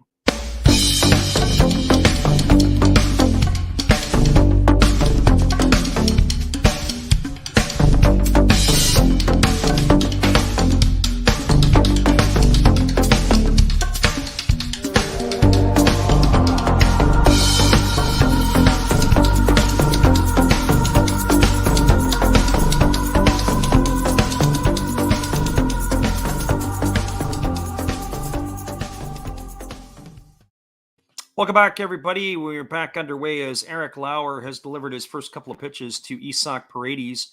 The first was a fastball taken for a called strike, and the other was a ball down low. It is 1-1 on Paredes. Paredes, Arozarena, and Ramirez here to face the left-hander Lauer in his 4th inning of work. There's a fastball that swung on and fouled away, and the count now goes to 1-2. So 1 ball and 2 strikes to Paredes. There is a right-hander up and throwing in the Tampa Bay bullpen. It is Sean Armstrong. One would anticipate that he is probably going to be making his way into the ballgame as this bullpen day continues for the Rays. So Lauer gets the sign from his catcher, and here he goes back to work. He kicks and delivers. It's a fastball that is swung on and fouled away. That keeps the count at 1-2 on Paredes. Paredes, as we mentioned, was acquired in the offseason from the Detroit Tigers. He is a right-handed stick here, and he is played around the infield. He originally was a shortstop in the minor leagues. There's a breaking ball that is swung on and fouled away. Count remains at 1-2. But he's played third base, second base, and first base at the big league level. The Tigers... You have to wonder how the Tigers evaluate their players and how they use them. One thing I think about all the time is the Tampa Bay Rays They're starting to get a reputation. If they call you to make a trade, you might not want to pick up the phone. And there's a fastball swung on it. Has popped up softly on the left side of the infield. Moving over underneath it is Willie Adames. And he makes the grab, and that is going to retire Paredes for the first out of the inning. The thing with the Rays is they really don't make mistakes on their trades. And they get guys, it'll be one of those, they sell high and buy low type deals, and they're able to always get value. I think of course, the Chris Archer trade and what they hauled in for Chris Archer. And then, you got Glasnow and you had Meadows. And of course, Glasnow's getting Tommy John surgery, but Glasnow has produced a fastball that misses up and away to Arozarena for ball one, and the count is 1-0. So when you get the phone call from Tampa looking for a trade, jump out the window, because you don't want to be talking to those guys. But they rarely ever seem to miss badly on their trades. There's a fastball that misses in. Count is 2-0. When you look at their players, you go through the lineup and you say, how many players with the Rays are truly homegrown players? There's a fastball that just misses off the outside corner, and the count goes to 3-0 on Arozarena. So I look at this lineup here today. Well, you'd have to say, obviously, Wander Franco and Vidal Bruján, homegrowns. And Taylor Walls is another one. I have to do my homework on Ji-Man Choi. There's a fastball that swung on and it's fouled straight back, and it hits the umpire, David Rackley, in the chest. So Rackley's going to need a moment to collect his bearings. Arozarena swinging at a 3-0 pitch as he fouled it straight back. It's now 3-1 to him. So Rackley is getting his opportunity to walk about a little bit. He's getting checked on by the home plate catcher, Victor Caratini. He says he's good to go, and here we go back to the action. 3-1 here to Arozarena. And here's the delivery from Lauer. It's a fastball that misses upstairs, and that is ball 4. And Arozarena is aboard with a 1-out walk here in the 4th inning. That's the first free pass allowed today by the left-hander Lauer. As I said, Ji-Man Choi would have been the only other player. Of course, Choi was brought in from South Korea. Choi actually had some time with the Angels and the Yankees and the Brewers prior to landing in Tampa Bay, where he's been for the last 5 years of his career. So Ramirez steps up to the plate, but the homegrowns in the lineup today with Franco and Bruján. After that, it gets to be a bit dicey, and Walls. A lot of their players have been acquired by trade or movement. Lauer throws over to first base, and getting back safely is Arozarena. Arozarena does like to run. He's got 15 stolen bases on the year. He clearly leads the team. The next closest player with stolen bases in the lineup is Taylor Walls. He's got 5. There's a fastball that misses upstairs to Ramirez, and the count is 1-0. Ramirez is 1 for 1 today. He singled his first time up. A lot of hustle from the starting right fielder as he was able to beat out a ground ball to second base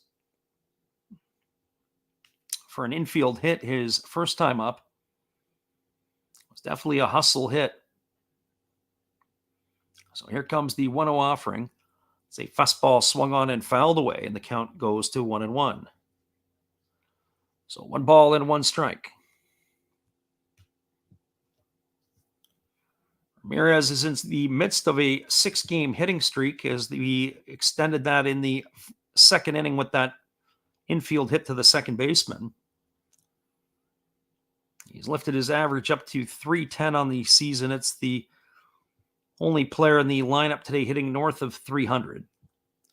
There's the offering from Lauer. It's a breaking ball swung on and missed. Runs the count now to 1-2. As we said in his first time up, he is a native of Colombia.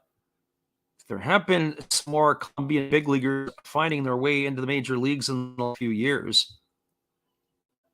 Currently in Major League Baseball today, there are 12 players from Colombia that were born in Colombia playing in Major League Baseball. And stepping off the backside of the rubber is Lauer. That's quite a number because when you think of it, there's only been 29 players from Colombia playing in Major League Baseball in the history of the game. So prior to 2000, there were only 3. All of the players have come since 2000. 26 players. I say that guys that were playing in the 2000s because there were a couple of guys who broke in the late 90s. Players that you'd have to remember are guys that would be names. Edgar Renteria and Orlando Cabrera had lengthy big league careers, 16 and 15 years respectively. There's the pitch from Lauer. It's a fastball swung on it. It's grounded through the 4-hole into right field. It's going to be a base hit. Stopping at second is Arozarena, a single for Ramirez. That's his second hit of the ball game.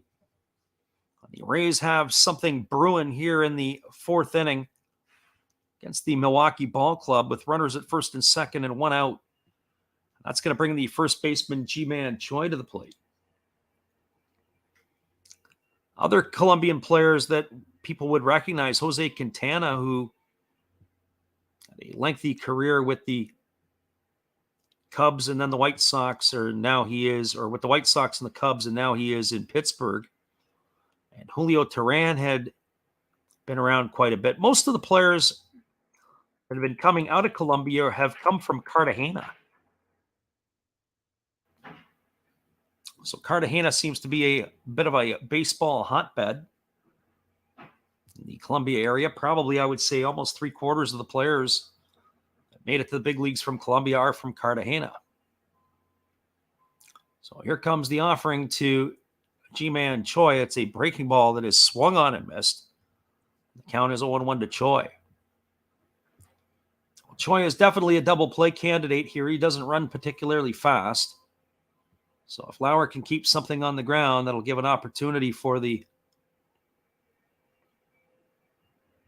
Brewers to be able to possibly get out of this inning. There's a fastball that misses off the outside corner, and the count goes to 1-1.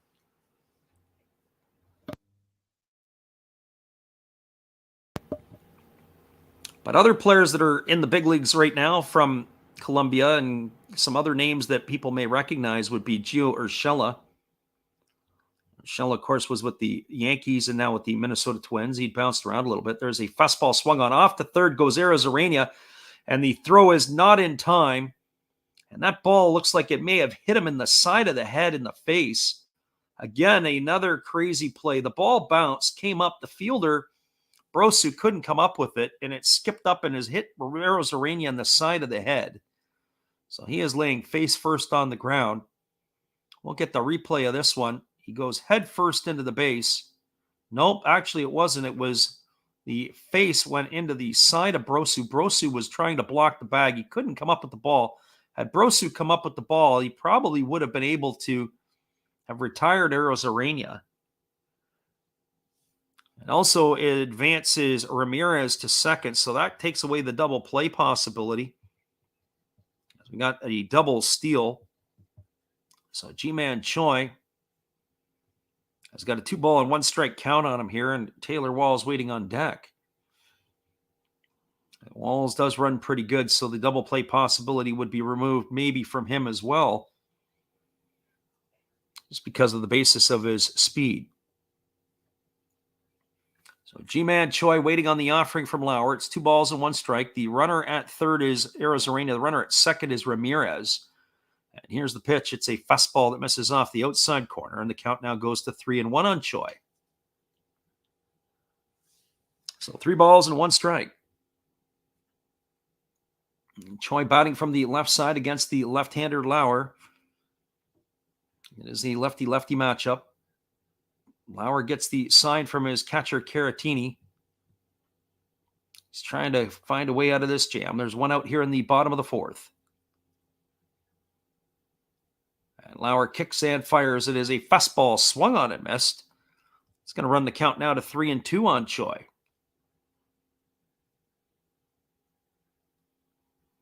Tampa Bay is looking to tie the game up here in the bottom of the 4th inning. It's the first time in the ballgame they've had a runner to third base. Strikeout right now would be huge for the lefty Lauer. So here comes the 3-2 offering to Choi. He holds at the belt. And now he kicks and delivers. It's a fastball swung on and missed. Choi swung through the 95-mile-an-hour heater, which was right at the knees. And he is retired for the second out of the inning, and that's going to leave it up to the shortstop, Taylor Walls. For Walls today, he is 0 for 1. He grounded to the shortstop his first time up. So Walls steps up to the plate.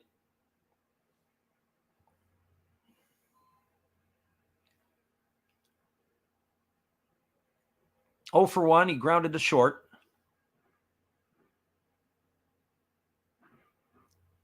Lauer holds at the belt, and now he kicks and delivers. It's a fastball swung on. This ball is lifted into shallow right center field. Racing in on it is the right fielder, Peterson. He slides. He can't make the catch. 1 run is in. 2 runs are in, and the Rays have now taken the lead on that bloop hit by Taylor Walls. And Eric Lauer, who thought he was getting out of the jam, it was basically in the Bermuda Triangle there in right field. The center fielder, Taylor, was racing in. The right fielder, Peterson, was racing in. The second baseman, Arias, was running back. And it fell into no man's land. And Walls has got himself. We're going to see how they're going to rule that, but I got to think that's got to be a double. And they come a long way to have to get it. I know playing in Tampa Bay with the way that the roof is, it can be troublesome for the fielders. That is going to go down as a double for Walls, and he's going to collect himself 2 RBIs, and just like that, the Rays are in the lead. So that's going to bring up the catcher, Francisco Mejia. Mejia is 1 for 1 so far today, and he swings at the first pitch. It's a fastball, and it's lifted into center field. Moving over underneath it is Taylor. He's going to make the catch, and with 1 pitch, Mejia is retired, but the damage has been done. The Tampa Bay Rays in their half of the 4th inning, they got 2 runs in the inning on 2 hits. There were no errors, and there was 1 runner left aboard.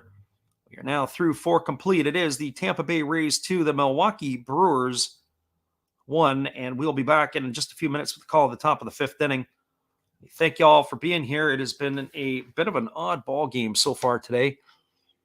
We're glad you're with us. Hang tight, everybody. We'll be right back. Hello, and we'll be right back to Last Reps Baseball after this brief message from me, Steve Rademacher. Thank you all for watching my channel and supporting me. Thank you all for supporting Freddie and Last Reps Baseball. He does an awesome job commentating. And to show you some more stuff that you can see on my channel, we have shiny Pokemon cards. We have Hall of Fame quarterbacks like Brett Favre. We have Bo Jackson playing baseball. That's right. That's his rookie card. Very nice. We even have gold. We have gold. We have wrestlers. That's Rowdy Piper. And yes, we even have Jason Stokes and many ways to destroy him. So now, thank you again. Back to your regular program with your host, Last Reps Baseball.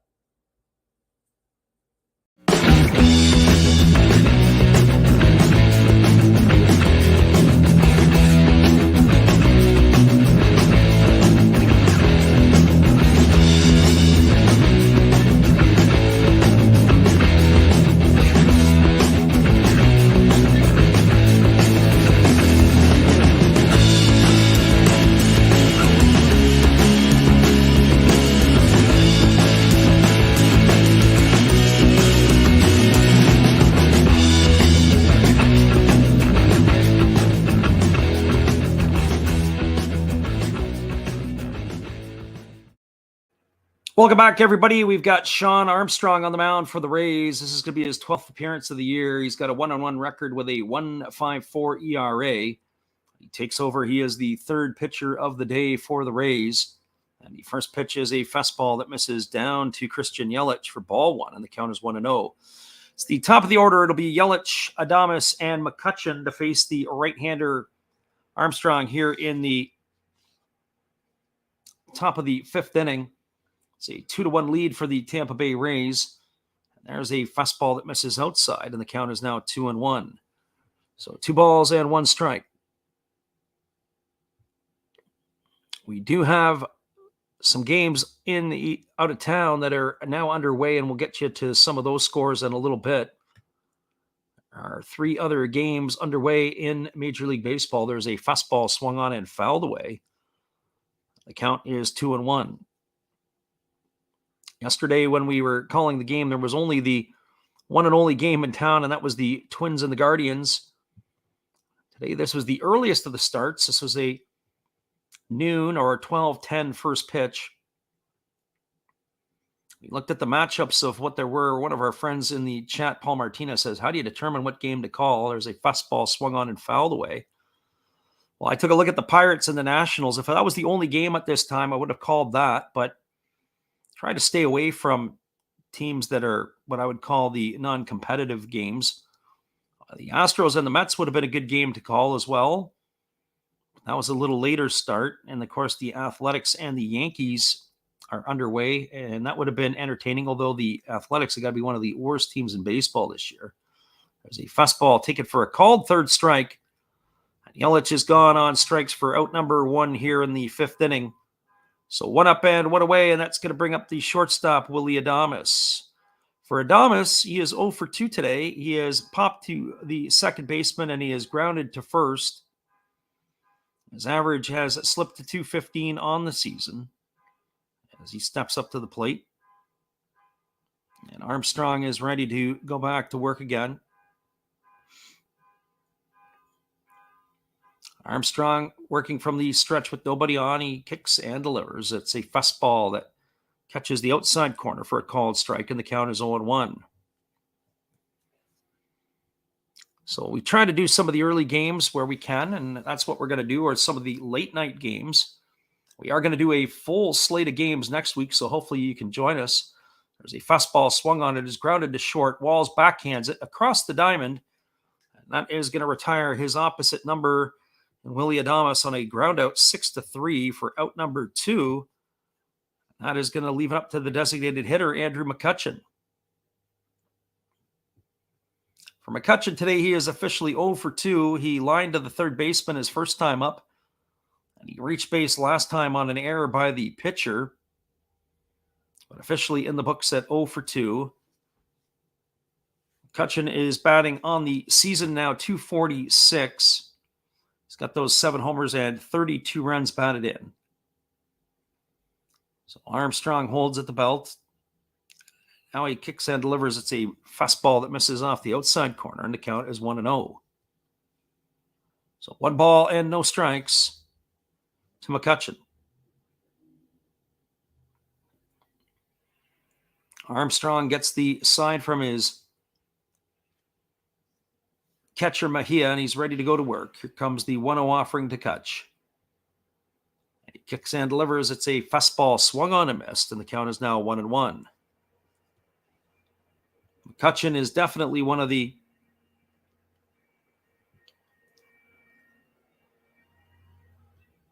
more veteran players in the lineup for the Brewers.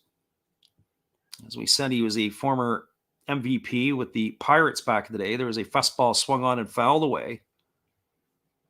And I think of certain players, McCutchen was spoken at one time in the same breath as Mike Trout with the production that he had, but boy, did his game really fall quickly. He's still a nice player, but he's not playing at the stratosphere that he was when he was with the Pirates organization, and he has bounced around a little bit. He spent time in New York and also in Philadelphia with the Giants. I thought at one point his career might be on its way out. Here comes the pitch. It is a fastball swung on, and he's fouled that off his left leg, but that's going to keep the count at 1-2.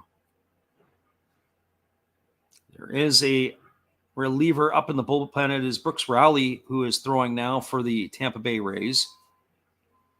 So we wonder if it's going to be a 1-inning effort here by Armstrong today, or if they're going to be rolling him for a pair. So here comes the 1-2 pitch to McCutchen. It's a fastball that misses upstairs, and the count is now 2-2.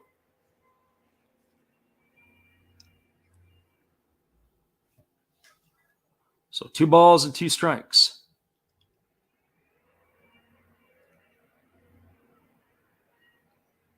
Armstrong ready to go again. He holds at the belt. Now he kicks and delivers. It's a fastball that misses upstairs to McCutcheon, and the count goes to 3-2. I started to make a point earlier, and I was saying about the number of 3-2 counts. This is the third time now that the Brewers have worked a pitcher, or have worked one of the Tampa pitchers into a full count. We said yesterday the Minnesota Twins pitcher Smeltzer, in his 6 innings of work, he had only 2 3-2 counts. Getting deep into counts, being able to work the pitcher. Here's the 3-2 offering. It is a fastball swung on and fouled away, and that is going to keep the count at 3-2.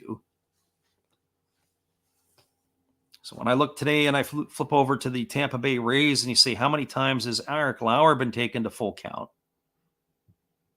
Based on our numbers, it's been 4 times, but it also shows back up in the pitch count. His pitch count's a little higher than probably where he would like it to be through his 4 innings of work.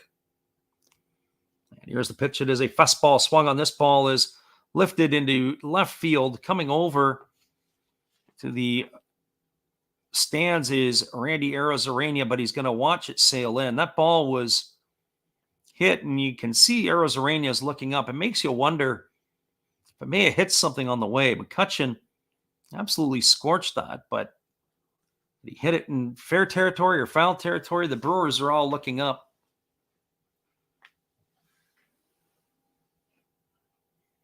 Landed up in the seats, well into foul territory. So here comes the 3-2. We're going to do it all over again. And Armstrong kicks and delivers, and there's a fastball that goes all the way to the backstop.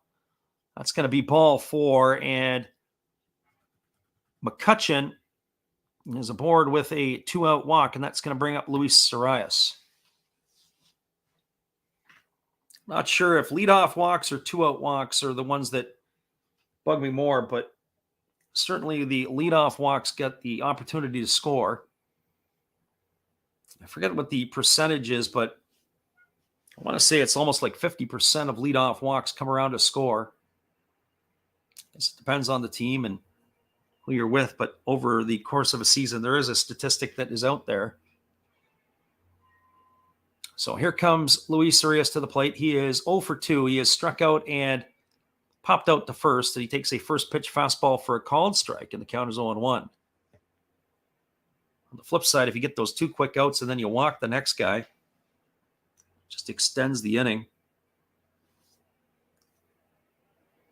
Let him hit his way on, throw that first pitch right down the middle, see what happens. Now Armstrong throws over to first, and diving back in time is the runner McCutcheon. McCutcheon doesn't run as well as he used to. He's got 5 stolen bases this year. He can run. If there's an opportunity for a spot to run, this might be it here. And here comes the pitch. It is a fastball swung on and missed, and the count is now 0-2 on Arias. If you ever watch Arias hit, when he gets in the batter's box, it's almost like he's trying to do the limbo. He's so relaxed. His back is on his backside. He's sort of leaning backwards in the box until the pitcher is ready to deliver, and then he straightens himself up. It's a bit odd in watching Arias in the box. You don't see anybody else, or I can't think of anybody else who does what he does. He's leaning backwards. And here comes the pitch. And it is a fastball swung on. This ball is belted to deep left center field.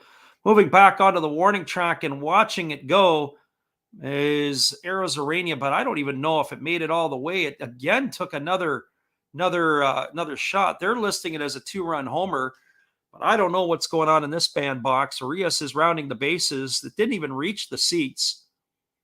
It might have hit the top of the roof somewhere. It was that there's a catwalk that goes over top of over the play. We're going to watch it again on the replay. So the bizarreness of playing in Tampa, Arias doesn't really get out of the box. He stands there and admires it a bit. And he's watching it. And then, as we said, it was the outfielders that were going back. And they got to where it was at the wall. They're watching it. And the next thing you know, it never reaches the seats. It hits something and then comes back into the field of play. But it is a 2-run homer for Urias, who hits that with 2 strikes on him. Now that brings up Rowdy Tellez, and the first pitch to Tellez is a fastball swung on and fouled away. So again, the weirdness of this game continues. 2-run homer for Urias. It's his 8th of the year. The Brewers have the 3rd most amount of home runs as a team in all of Major League Baseball. And here's the pitch. It is a breaking ball that drops in for a called strike, and the count is now 0-2 on Rowdy Tellez. So just as the Rays captured the lead in the 4th inning, the Brewers with a 2-run shot have taken it back here in the 5th. It's now 3-2 for the Brewers. And Armstrong holds at the belt. He kicks and fires. It's a fastball that misses up and away, and the count is 1-2. So 1 ball and 2 strikes.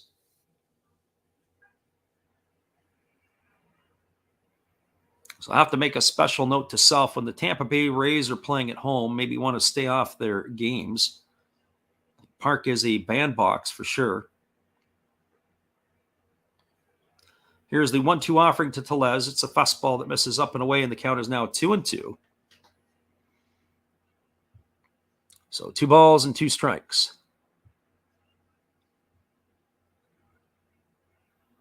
As we said, there is action in the Tampa Bay bullpen. We anticipate that we're going to be seeing a change in the next inning. I think that Lauer probably has got at least 1 more inning left for him for Milwaukee. So here comes the pitch from Armstrong. He kicks and delivers. It's a fastball swung on and fouled away. It's going to reach the seats over on the third base side.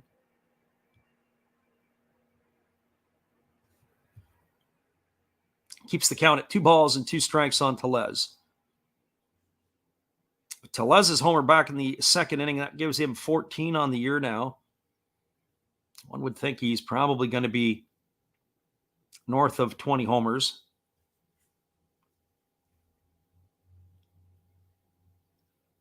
So here comes the 2-2 offering. It's a breaking ball that is swung on. It is popped up on the infield.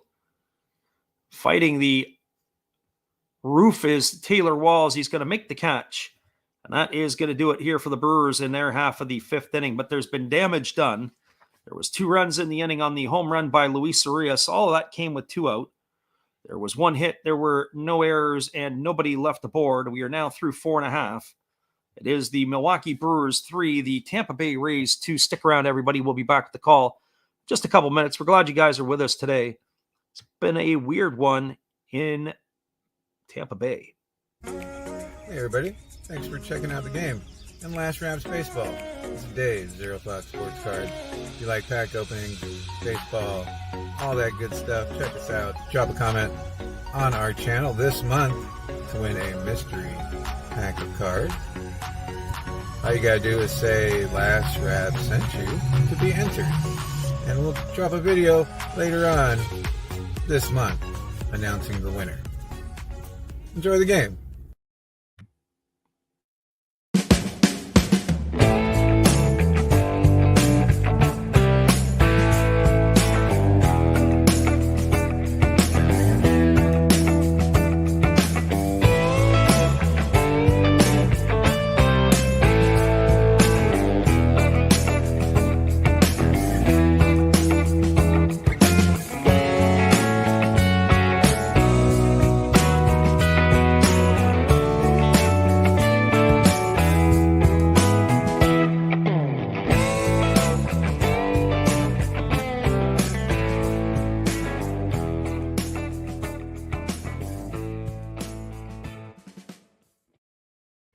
Welcome back, everybody. We are moving to the bottom half of the 5th inning. It is a weird one, as we've been saying, in Tampa. Some of the plays that we've watched, some of the balls that have been struck have led to some interesting things. We've got the 9-1-2 hitters in the batting order coming up. It is going to be Vidal, Brian, Yandy Diaz, and Wander Franco to get things going. Let's see how this is about to work out. They did their mascot base race in between the innings. So the Rays have got themselves the mascots to entertain the fans today. There's a breaking ball delivered from Lauer to Brian to begin the inning. Count is 1-0. Brian today is 0 for 1. He grounded into a double play his first time up. His average has dipped to 159. There's another breaking ball swung on and fouled away. Count is 1-1. So 1 ball and 1 strike to Brian.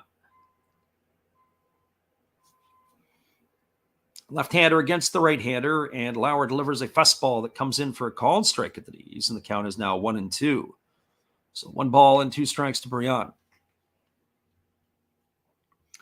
Lauer had 74 pitches through his first 4 innings of work. One would think that this is probably most likely his last inning of work. There was a fastball that misses upstairs, and the count now goes to 2-2. Gets into the Brewers bullpen. This is where they can lock it down with a 1-run lead. They've got the most saves in Major League Baseball. We put up our poll on our page. If you're on our community page, we asked the question of who do you think's got the best bullpen in all of baseball. When I looked in yesterday, the Brewers were leading that poll. There's the 2-2 pitch. It's a fastball that misses inside, and the count is now 3-2 to Brian. So 3 balls and 2 strikes.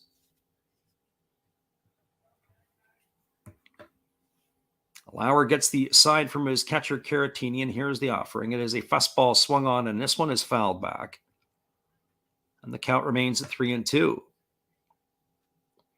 This is interleague baseball today, and I know our friend Paul Martinez asked earlier, he says, why do you pick certain games, or why did you choose this particular game? And as we mentioned before, it was one of those there. There's a fastball that is swung on and fouled away. And that still keeps the count at 3-2. We have one of those who are watching on Twitch.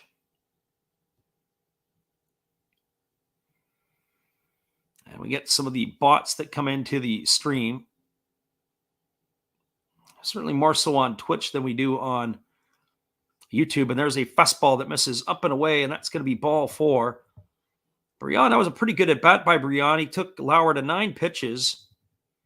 He works himself a base on balls. That sets the table as it gets the top of the order coming to the plate in Yandy Diaz. So Diaz is stepping to the plate. He is 1 for 2 today. He's flown out to left, and he is doubled. He's raised his season average to 268.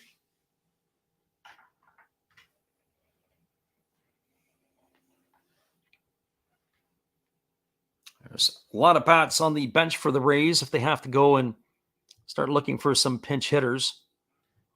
Get a little later in the ball game, and there's a fastball that misses inside. They've got Lau, they've got Phillips, they got Pinto and Rowley on the bench. So 1 ball and no strikes to Diaz. Looks like Lauer is running out of steam here. He's falling behind in the counts. So 1 ball and no strikes to Diaz. Franco is waiting his turn on deck. And here comes the 1-0 offering. And Lauer kicks and fires. It's a fastball that's taken for a called strike at the knees, and the count is 1-1. So 1 ball and 1 strike. They've got 4 hitters on the bench to the Rays, and not a single batter with a batting average above 185.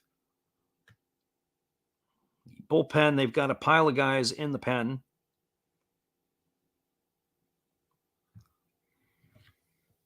So here's the pitch. It is a fastball that misses inside, and the count is now 2-1.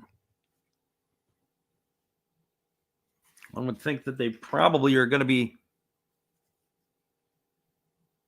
looking at bringing in another pitcher in the next inning. As we said, they had Brooks Rowley up and throwing. So the odds-on favorite that'll go to him next. So here comes the 2-1 pitch from Lauer to Diaz. And that pitch there instead is not going to happen as home plate umpire David Rackley steps out and calls time. So 2 balls and 1 strike.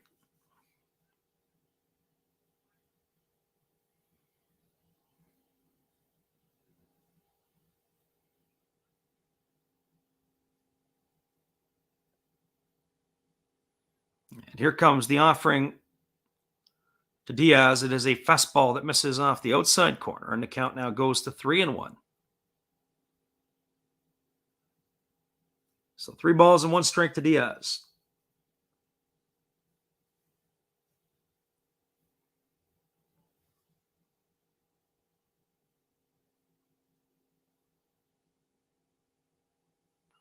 Lauer holds at the belt. He checks the runner at first.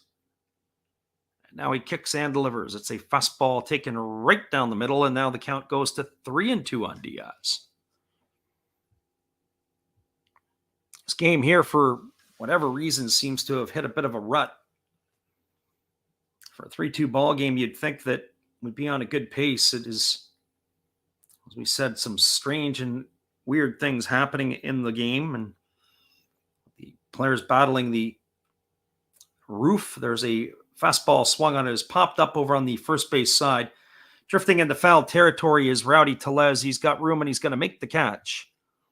And that is going to retire Diaz for the first out of the inning, and that'll bring up the designated hitter, Wander Franco.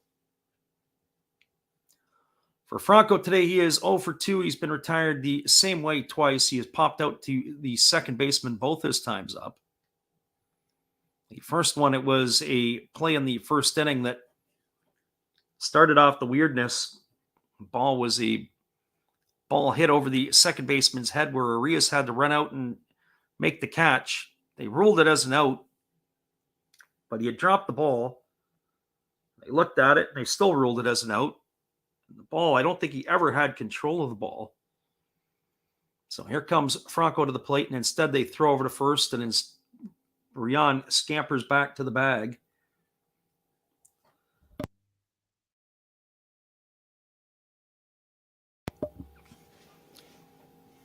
So Franco, waggling the bat, gets himself in, waiting for the first offering from Lauer. Arias is a busy man over there at second base today, not just with Franco, but with some of the others. He's been involved a little bit in the action here with the double play ball. So here comes the offering from Lauer. He kicks and delivers. It's a fastball that catches the outside corner, and the count is 0-1 to Franco.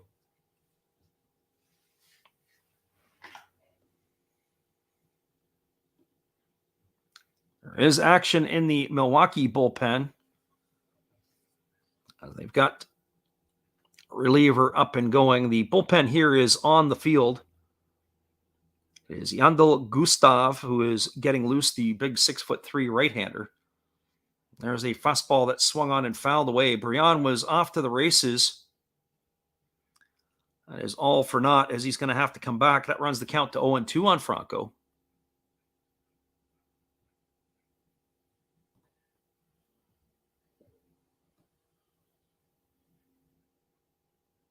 So no balls and 2 strikes to Wander.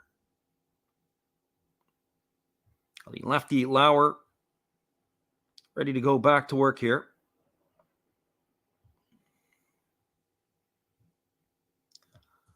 Lauer gets his sign from his catcher Caratini, and he holds at the belt. And now he kicks and delivers. And that is a ball that is swung on. It is grounded down the left field line. It's fair. It's in the corner. Digging around 2 and heading for third is Brian. Brian's being waved around. Here comes the throw. It's going to get cut off by Brosu. And Brosu's ticked off at the umpire. And so now we've got the manager coming out because he doesn't think it's a fair ball. So we're going to see, wow, this is going to stand here. So we'll see if they take a look at this. So Wander Franco, held your horses. He's on second base with a double. It was a 2-strike pitch that he turned on, and he took it down the left field line. Brosu is pointing and saying there's no way that that ball was hit. They're on the phone as Pat Murphy, the bench coach for the Brewers. The third base umpire is Larry Vanover, and he's talking to the third baseman Brosu. We're going to get a look on the highlight of it. And boy, oh boy, that was pretty close. I wonder if that went over the bag. And you know what? I got to tell you, on the replay, I have to agree with the third base umpire Vanover. That was definitely a fair ball. It went over top of the base at third base. He had to avoid the play. I don't think they're going to review that one. It's going to be an RBI double for Franco. We made our decision on the replay, and that's going to be the end of the day for Eric Lauer as he is walking off the mound, and he's giving an earful to Larry Vanover, and I don't think that it's necessarily just. It was a poor pitch at 0-2 that Franco was able to turn on, but we do have a call to the bullpen, so stick around, everybody. We'll be back in a couple minutes here. It is now a 3-3 ball game. Hold tight. We'll be right back after this from our friend, Steve Rademacher. Hello, guys. Thank you for joining Freddie here on his baseball game. And I'm Steve Rademacher, and my channel is really all about everybody, including all my international friends. We have such stuff as non-sport packs from Canada, the OP Cheese.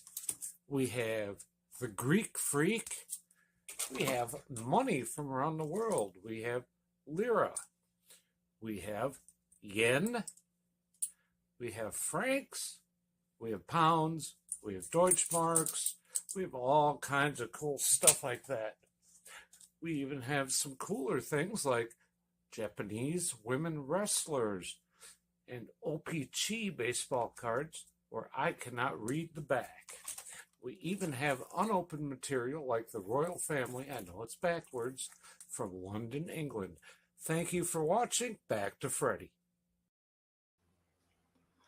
Welcome back, everybody. We do have a pitching change. The Brewers are going to the bullpen as they are bringing in Yandel Gustav into the ball game.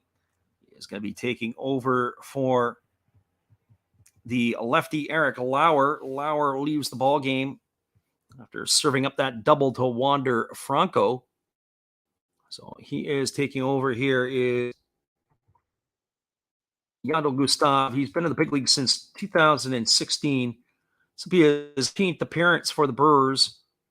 He's also pitched for Houston and San Francisco. The 29-year-old has a 1-0 record. He's appeared in 13 games. It's 15 innings of work. He's allowed 15 hits, 8 runs, all earned.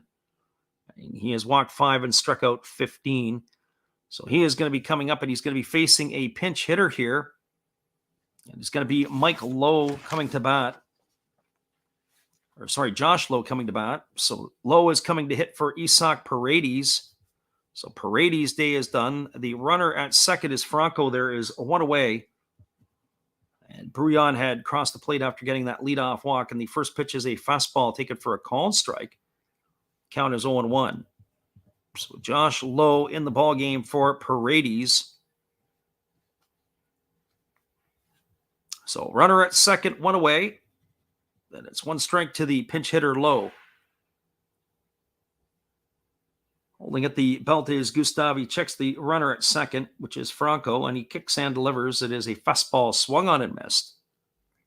The count is now 0-2. So we've got ourselves a 3-3 ball game here in the bottom of the 5th inning. It was an entertaining game last night. It was a 5-3 Milwaukee victory. There's not a whole lot of difference between these two clubs. Leodamus is jockeying with the runner at second, Franco. And here's the pitch. It is a fastball. They ask if Lowe has swung, and he did go around as Larry Vanover goes up with the right hand. The pitch was off the plate, and Lowe, the pinch hitter, goes down on strikes for the second out of the inning. I'm sure Larry Vanover is not going to win the popularity contest with the Tampa Bay crowd either, as that pitch there, like Lowe may have tried to hold up. According to Larry Vanover, the one who's important, he didn't. That's out here for Gustav. So that brings up to the plate Randy Arozarena, and the first pitch is a fastball that misses for ball 1, and the count is 1-0. Arozarena has flown to center. He walked. He stole the base and scored a run. Stole third base in the last inning. He is officially 0 for 1 today. And here's the pitch. It is a fastball that is right down the middle, and the count goes to 1-1 on Arozarena. So 1 ball and 1 strike.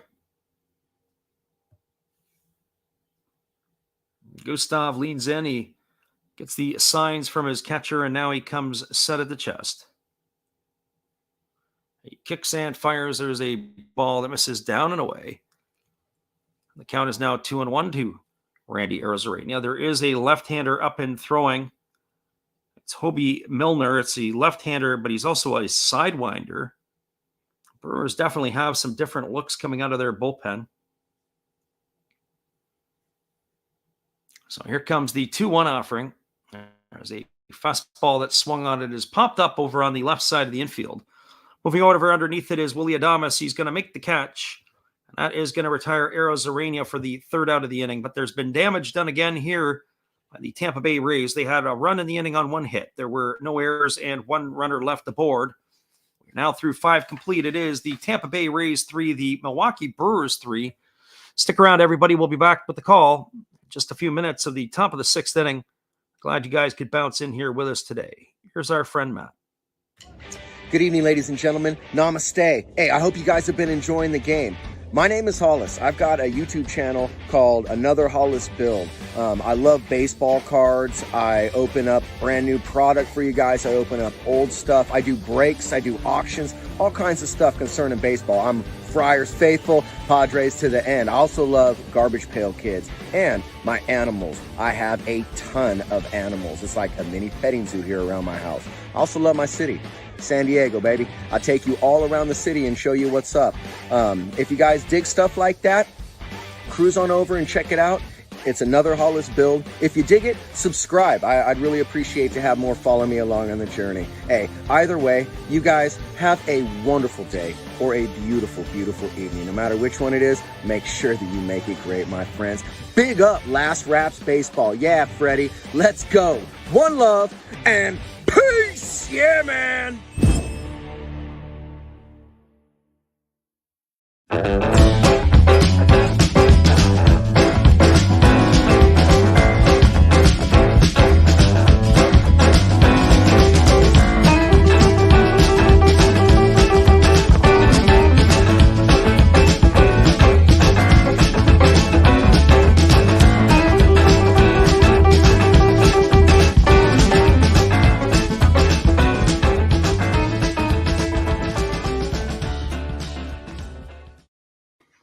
Welcome back, everybody. We're moving to the top of the 6th inning. It is going to be Mike Brosu, Victor Caratini, and Tyrone Taylor into the ball game. They do have some changes as Vidal Brian has come in to play second base. Josh Lowe has moved into center field.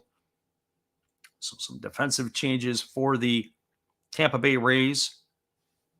We do have a pitching change as Brooks Rowley is entering the fray. He is a left-hander. This is going to be his 27th appearance of the year. He is 1-0. He's got a 2.42 ERA. So he is taking over here for Sean Armstrong. Be the 4th pitcher used on the day by the Rays. So Rowley is in. And he is sent to face Mike Brosu. And the first pitch to Brosu is a fastball swung on it. It's grounded back up the middle. It's the mound. It is fielded by Brian, who's to the left side of second base, and that is going to retire Brosu on a ground out. 4-3 for out number 1.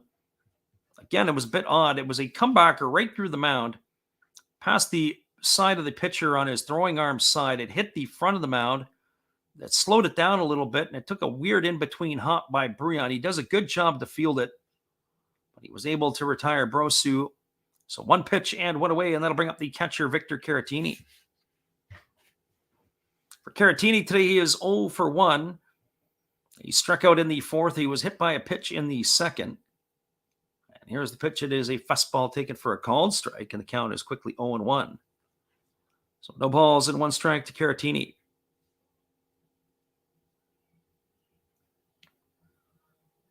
Rowley ready to go to work. He rocks into the motion. He kicks and delivers. It is a fastball swung on and fouled away. The count is now 0-2. So no balls and 2 strikes to Victor Caratini.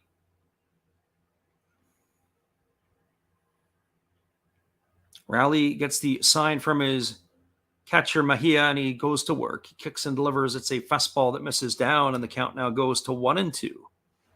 So 1 ball and 2 strikes to Caratini. Caratini, another player that was acquired from the San Diego Padre organization. For quite a while, he was kind of known as the personal catcher to Yu Darvish. They broke up that marriage this year and sending him over to the Brewers. There's a fastball that misses outside, and the count is now 2-2. So 2 balls and 2 strikes. The Brewers at one time, or earlier this year, needed to get themselves another catcher as Omar Narvaez, the backup. There was a breaking ball swung on. This ball is belted to deep right field. Moving back on the warning track and jumping up to make the catch is Ramirez. And that is going to retire Caratini for the second out of the inning. Just a thought on that. Originally, they brought in Alex Jackson from the Atlanta organization to back up Narvaez, but he landed himself on the DL. And they've got, didn't really have anybody else, so he was a late acquisition after spring training to come over to the Brewers, and Caratini gives them some depth for sure. So 2 quick outs for Brooks Rowley, and that's going to bring up the center fielder, Tyrone Taylor. He started the game in right field, moved him over into center. There's a breaking ball taken for a called strike, and the count is 0-1. Jonathan Davis began the afternoon in center field, but he had to leave after he crashed into the wall. He stayed in the game, and then they took him out in the half inning. There's the pitch from Rowley. It's a fastball that misses outside, and the count is now even at 1-1. So 1 ball and 1 strike.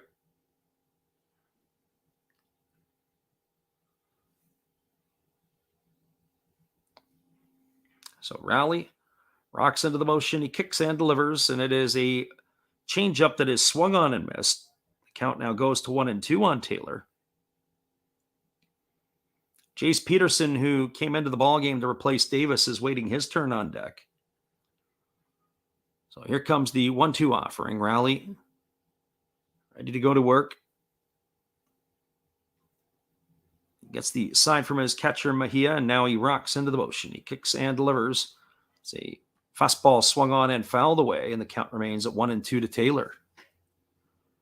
So 1 ball and 2 strikes.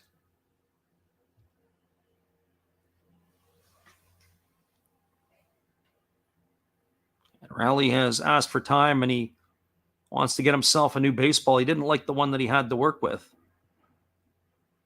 So that one is out of play, and we're ready to resume the action after he gets one that he likes. So 1 ball and 2 strikes to Taylor. Rowley gets the sign from his catcher, Mejia. He rocks into the motion, and there's a fastball swung on and it's tapped softly foul over on the third base side. And the count is 1-2. So 1 ball and 2 strikes. We'll take a peek at the out-of-town scoreboard after this half inning, as there's a lot of games going on around Major League Baseball. This one was the early start. But there are other games that are well underway. Even though we're in the early start here, the other games are slowly catching up to this one. This one here is dragged a little bit. So here comes the 1-2 offering. Rowley rocks into the motion. He kicks and delivers. It is a fastball swung on and fouled straight back. Still going to keep the count at 1-2. This is turning into quite the battle here against Tyrone Taylor.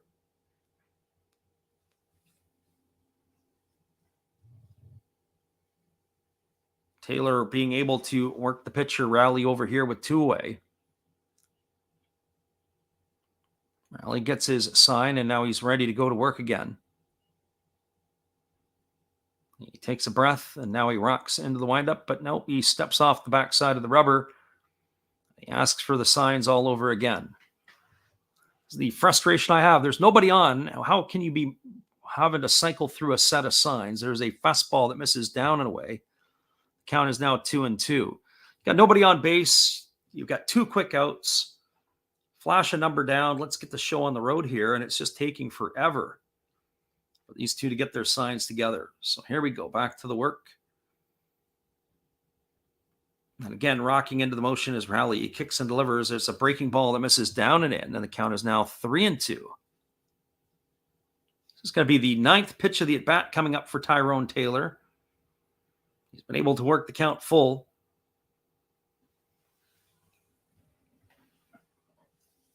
So Rowley Again, ready to go back to work. He rocks into the motion. He kicks and delivers. It is a fastball swung on and missed. Taylor has gone on strikes for the third out of the inning, and that is going to do it as the Brewers go quietly 1-2-3 in their half of the sixth. No runs, no hits, no errors, and nobody left aboard. We're now through 5.5. It is Milwaukee 3, Tampa Bay 3. Stick around, everybody. We'll be back in just a bit. The call of the bottom of the sixth inning. We're glad you guys could be here with us today. Hold tight. Here he is, our friend Matt again. Well, you've got to have an ace in the hole, a little secret that nobody knows. Life is a gamble, a game we all play, but you've got to save something for a rainy day. You've got to learn to play your cards right if you expect to win in life. Don't put it all on the line for just one roll. You've got to have an ace in the hole.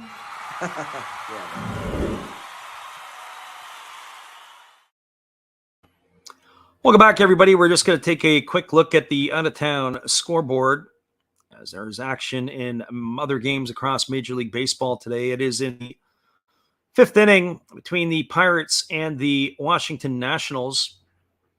The Nationals are all knotted up at threes with the Pirates. Pirates are hitting. It is 3-3 again. That is in the top of the fifth inning. It's in the middle of the fourth. They're going to the bottom of the fourth inning. The Yankees have a 5-3 lead over Oakland. 5-5-2 for the Yanks. 3-6-0 for the Athletics. Over in the other side of New York in Queens, it is the Mets and the Astros. They are in the bottom of the fifth inning. We talked about this game dragging a little bit. That game was a later start. The Astros and the Mets are all tied up at zeros. 0-3-0 for the Astros. 0-1-0 for the Mets. It's Verlander on the hill for the Astros. He's only allowed the one hit through his 4+ innings of work. Kansas City Royals now have a 1-0 lead. It is in the top of the second. The Royals are beating the Texas Rangers. Greinke is pitching today for the Royals. So I'll be interested to see how he's going to fare today. So here we go back to the live action. It'll be Ramirez, Choi, and Taylor Walls to face the right-hander Gustav, who came on in relief last inning. And there's a first pitch fastball that swung on and fouled away. The count is 0-1 to Ramirez. Ramirez has 2 of the 6 Rays hits today. He's 2 for 2. Both singles. He has scored a run. He's stolen a base. And here's the pitch. It is a breaking ball taken for a called strike. Count is 0-2. Ramirez has raised his season average up to 314. His first hit today was a infield base hit. He really legged out a ground ball to get to the bag. There is a breaking ball swung on. It is grounded to short. They're going to have to hurry. Adames does. He throws to first. And Ramirez is retired for the first out of the inning. It goes down as a ground out, 6-3 for out number 1, and that'll bring up the first baseman, Ji-Man Choi. When you look at this Rays roster, it really is a United Nations team. But that looks like that's going to be it for Gustav. His day is going to be done. They are going to the bullpen, are the Brewers, so stick around, everybody. Not sure what they're bringing in. They had Hobie Milner warming up in the last inning. We'll wait and see what they're going to the bullpen to bring in, so stick around. Gustav's day is done. We appreciate you guys that are being here with us to listen. We'll be right back after this from our friend Steve. Hello, guys. Thank you for joining Freddie here on his baseball game. And I'm Steve Rademacher, and my channel is really all about everybody, including all my international friends.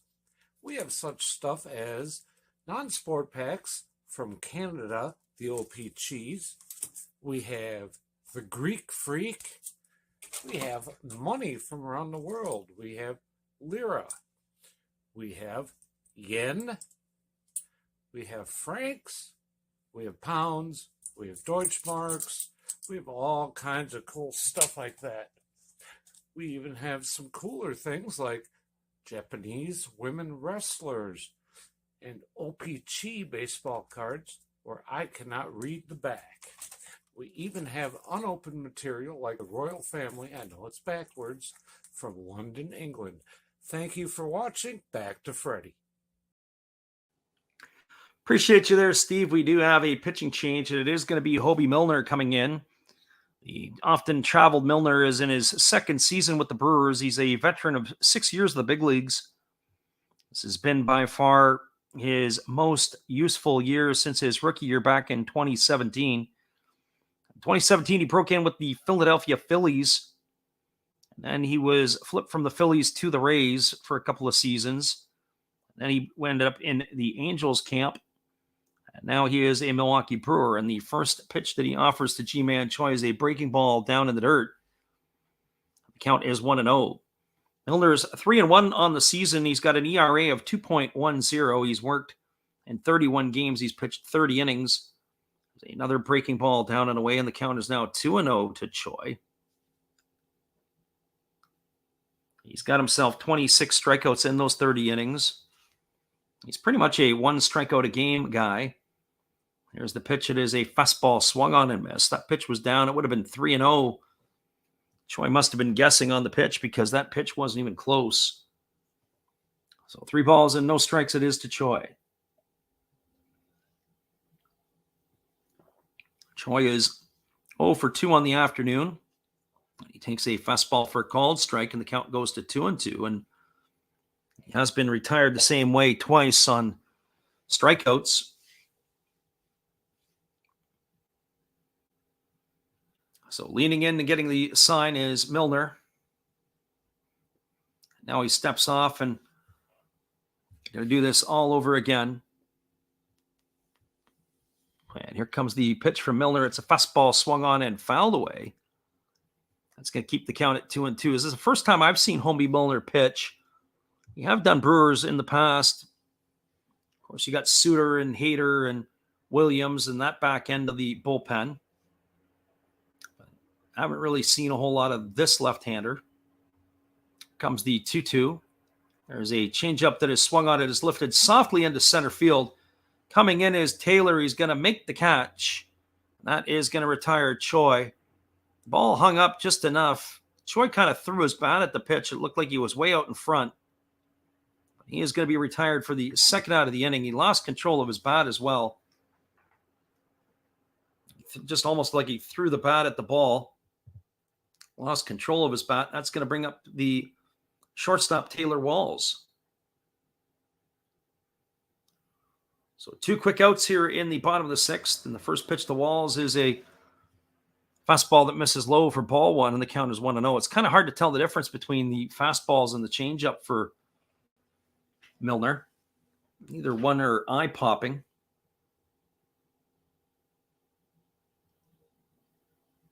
So here comes the 1-0 pitch. He kicks and delivers. It is a fastball swung on and missed. Now the count is 1-1. For Walls, he is 1 for 2 today. He doubled and knocked a pair of runs in his last time up. He's also grounded to short. He's pulled his season average up to 168. As we said, some of the averages at the bottom of the order here are eye-popping. There's a fastball swung on. It is grounded to short. Fielded neatly by Adames. He throws to first, and that is going to do it. That is going to retire Walls for the 3rd out of the inning, but they go quietly here in the 6th to the Rays. No runs, no hits, no errors, and nobody left the board. We're now through 6 complete. It is Milwaukee 3, Tampa 3. Stick around, everybody. We'll be back in a few minutes. The call of the top of the 7th inning. Glad you guys could be here with us today. Here's our friend Dave. Hey, everybody. Thanks for checking out the game. And Last Raps Baseball. This is Dave's Zero Thought Sports Card. If you like pack openings, baseball, all that good stuff, check us out. Drop a comment on our channel this month to win a mystery pack of cards. All you gotta do is say Last Rap sent you to be entered. And we'll drop a video later on this month announcing the winner. Enjoy the game.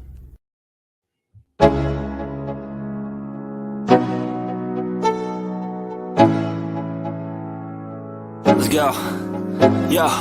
I'm like an addict, I gotta have it. I ain't even playing, got a really bad habit. If it moves, gotta grab it. Fuse like a magnet, lose, won't have it till I'm doomed in a casket. I ain't playing, got a weird mind. If you work 8 hours, I'ma work 9. If the shit tastes sour, you should taste mine. I'ma stay in power for a long time. Get up, nah, I ain't a quitter. Toss me the ball, I'm a really big hitter. Big picture, I'm a straight killer. Rising the song to the highest bidder. Got juice, got gas, I'ma move fast. New shoes, new tracks, like who's that? I'm new, come back, better than last. Yeah, it's a new me, never gonna... Welcome back, everybody. We are moving to the top of the 7th inning. It is a 3-3 ball game. It is all knotted up here between the Rays and the Brewers. And it is going to be Brooks Rowley on for his second inning of relief. He is back to face the Brewers in their part of the batting order. It's going to be Jace Peterson, Christian Yelich, and Willie Adames, the 9-1-2 hitters in the order.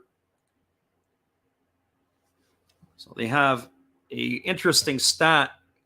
13 games in a row that the Rays have played in that the games have been decided by 2 runs or less. It's a franchise record. That's kind of an interesting stat. I find it interesting also the 1-run ball game stats. If you're winning the games by 1 runs or you're losing games by 1 run. And here comes the first pitch. It's a fastball that comes up inside and hits Peterson on the first pitch. So Peterson is aboard on a hit by pitch, and that is going to bring up the left fielder, Christian Yelich. We do the Japanese League games on the weekend, and, you know, in a situation like this, I know Yelich is the leadoff hitter, and they probably don't like to do it or won't want to do it here. This would definitely be a bunting situation in the Japanese League. And they'll take their 2 cracks to bring him home from second base, but Yelich today is 1 for 3. He has singled and struck out twice. And he does square to bunt. And he takes the pitch. It looked like he was actually trying to bunt for a base hit. It wasn't a sacrifice. But he takes the pitch for a strike. It was a feeble attempt at the bunt. It wasn't on the bunt attempt as much as the pitch was right down the middle. He missed it.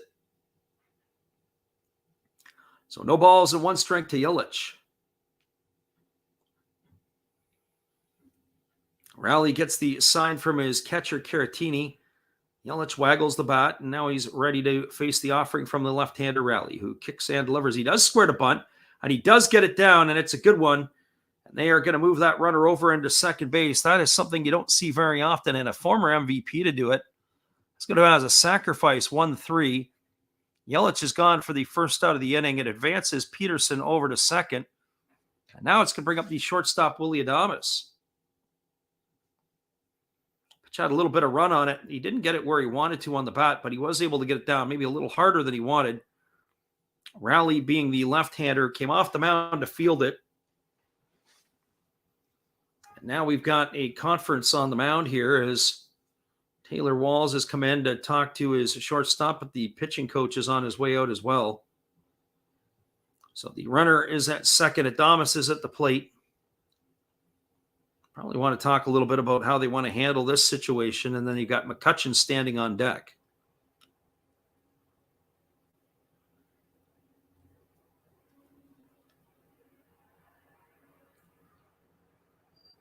There is action down in the Tampa Bay bullpen. As there is action in the Milwaukee bullpen. Brad Boxberger is up and throwing in the Brewer bullpen. I'm not sure who's up in the Milwaukee pen. At first glance, I thought it might be Pete Fairbanks. I'll have to take a look and see who it is that's getting warm there. Adames is 0 for 3 today. He's grounded out twice, and he has popped out to second. The first pitch is a breaking ball that misses down, and the count is 1-0 to Willie Adames. Base hit here would score Peterson. One would think anything to the outfield. So 1 ball and no strikes. Rowley checks the runner at second. Here's the pitch. It is a fastball that misses down. It squirts away from the catcher. Off to third goes Peterson, and it's going to be a throw that's not in time. So we're going to see if they're going to rule out a wild pitch or a pass ball. I would have to say probably a wild pitch because the ball was in the dirt. The catcher had to get down and block it. That is going to advance the runner over to third. It is a wild pitch on the scoring. So a wild pitch has put Peterson on third. Count is now 2-0 to Willie Adames. The infield is in. They've got 3 fielders in on the left side of the infield, 1 on the right side.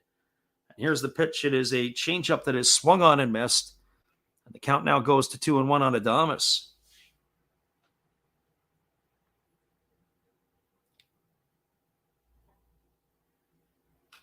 So 2 balls and 1 strike.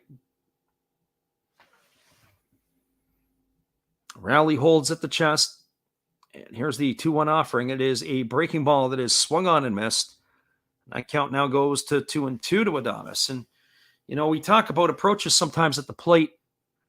You got 3 fielders posted right up like a fence on the left side of the infield. And Adames has just taken 2 long hacks at the pitch rather than staying inside the ball and keeping the weight back to go the other way.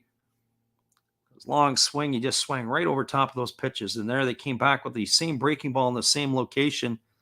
This time he held off, and the count is 3-2. Just try to stay back, shorten up the swing, and go the other way. You could get yourself an RBI here.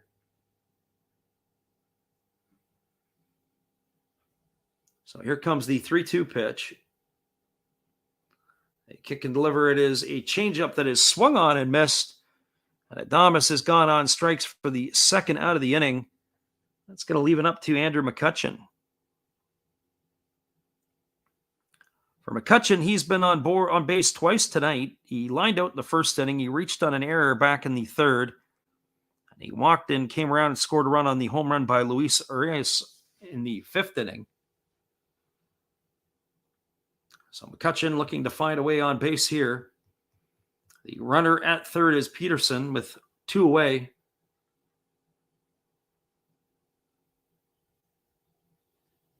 So here comes the offering from Rowley. It's a fastball that misses up and away, and the count is 1-0. So 1 ball and no strikes to McCutchen.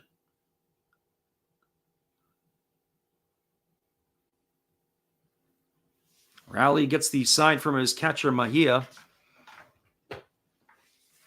He holds at the chest. He kicks and delivers. It's a fastball taken for a called strike. Count is 1-1. That got up a little bit more in a hurry. That's one of the harder pitchers we've seen Rowley throw. That was at 91 miles an hour. So 1 ball and 1 strike. Rowley gets the sign from Mejia, and he's ready to go to work. He kicks and delivers. It's a fastball that misses well off the outside corner. The count is now 2 balls and 1 strike.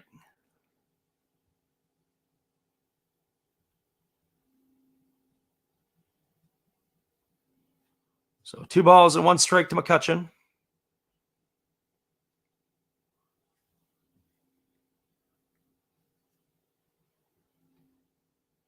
Rowley holds at the chest. And now he kicks and delivers. It's a fastball swung on and fouled away. Going to run the count now to 2-2 on McCutchen.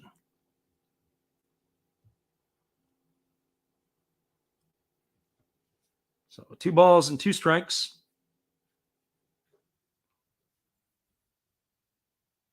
Rowley gets himself a new baseball and he rubs it up. The runner at third is Peterson. There's 2 away here in the 7th inning for the Milwaukee Brewers. Runner at third, as we said, is Peterson. There's a fastball swung on. It's grounded over to short. It's bobbled by Taylor Walls. He then picks it up and throws to first. That is going to retire McCutchen on a ground out 6-3 for the 3rd out of the inning. So for the Brewers in their half of the 3rd, there was no runs. There was no hits, no errors, and 1 runner left on base. Moving to the bottom of the 7th inning, it is the Milwaukee Brewers 3, the Tampa Bay Rays 3. Stick around, everybody. We'll be back in a few minutes. The call of the bottom of the 7th inning. We're glad you guys are with us. Hang tight, everybody. Hello, guys. Thank you for joining Freddie here on his baseball game. And I'm Steve Rademacher, and my channel is really all about everybody, including all my international friends. We have such stuff as non-sport packs from Canada, the OP cheese. We have the Greek Freak. We have money from around the world. We have lira. We have yen. We have francs. We have pounds. We have Deutschmarks. We have all kinds of cool stuff like that. We even have some cooler things like Japanese women wrestlers and OP-Chi baseball cards where I cannot read the back. We even have unopened material like the royal family, I know it's backwards, from London, England. Thank you for watching. Back to Freddie. Appreciate you there, Steve. We'll be back in just a couple moments. Steve Rademacher in the house listening to his brew crew today. Appreciate him for being here. Hold tight, everybody. We'll be back in just a moment. The call of the bottom of the seventh inning.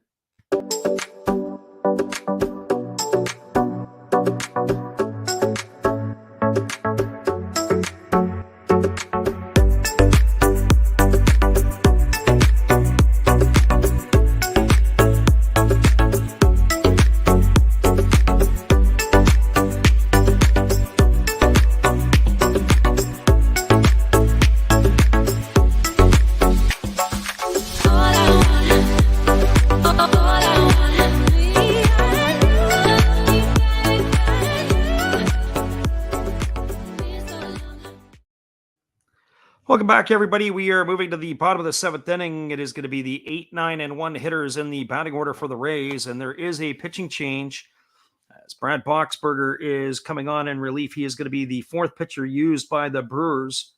This is his 30th appearance of the year. He's 1-1 with a 2.0 ERA. So Boxberger on in relief, and he is going to be facing Francisco Mejia to get things going. And the first pitch is a fastball. Take it for swung on for a called strike. Holy geez, we're going to meal out of this one. Swung on and missed. And the count is quickly 0-1 to Mejia. Mejia is 1 for 2 today. He is got a single and he's flown out to the field. So Boxberger comes set at the chest and he kicks and delivers. It's a changeup that is swung on and missed, and now the count is 0-2. Have a little bit of fun here today. As we said, it's been a full moon game from the get-go. The Wander Franco ball that was hit in the first inning that they ruled as an out that was never actually caught, to a home run that never actually reached the seats, to calls that the umpires were making that the players were not too happy about, including the fair ball that was ruled down the left field line. So we've had some weird plays. There's a fastball that swung on and fouled away, and the count is 0-2. We had our poll, and we asked who was the best bullpen in all of Major League Baseball. Certainly the Brewers were leading that poll the other day. They had the most saves. There are some other good bullpens out there, and there is a fastball that swung on and fouled away. The count remains at 0-2. So no balls and 2 strikes to Francisco Mejia. It was a bit of a weird one. He fouled that pitch off of himself. I don't know when I've ever seen a guy foul a pitch off almost above his kneecap. Of course, we could talk about Christian Yelich, but he fouled the pitch off his thigh. So he's got the shin guard on his right leg, but that was between the knee and the hip. So no balls and 2 strikes. And here's the offering from Boxberger. It is a changeup. He waves at it and misses. They're going to have to, so they're not going to throw the ball to first base as Mejia is just walking off. That's going to be a strikeout for Boxberger, and that'll retire Mejia for out number 1. That's going to bring up the second baseman, Vidal Brian. Brian started the game in center field, but when Isaac Paredes left, they put Josh Lowe into center, and they moved Brian into the infield. Brian has grounded into a double play. He has walked in, scored a run. So he's officially 0 for 1 in this one. The first pitch is a breaking ball that drops in for a called strike, and the count is 0-1. So Brad Boxberger on in relief of Hobie Milner, as we said, the fourth pitcher used today by the group. Here's the offering from Boxberger. It's a changeup that just misses low. Count is 1-1. So 1 ball and Boxberger in his career is an all-star back with the Tampa Bay Rays in the 2015 season. There's a breaking ball that misses down, and the count is now 2-1. Boxberger spent 4 years in a Rays uniform. As we said, his best year, he had saved 41 ball games for the Rays. The Rays ended up flipping him in a trade with the with the Arizona Diamondbacks. Here's the pitch. It is a fastball that misses outside. Count is 3 balls and 1 strike now to Brian. He was flipped straight up for Curtis Taylor, a minor leaguer who has some time in a few different organizations. He's in the Nationals organization right now. There's a fastball taken for a called strike. The count is 3-2. So 3 balls and 2 strikes.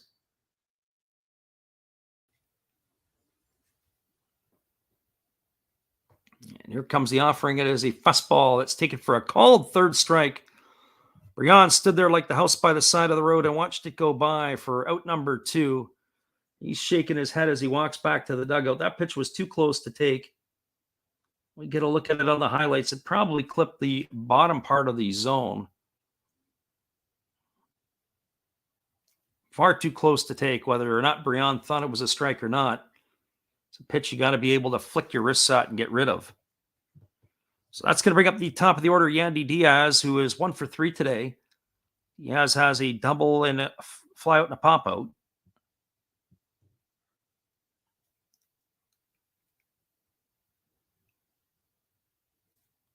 So here is the first offering from Boxberger. It's a breaking ball that just misses upstairs, and the count is 1-0. So 1 ball and no strikes.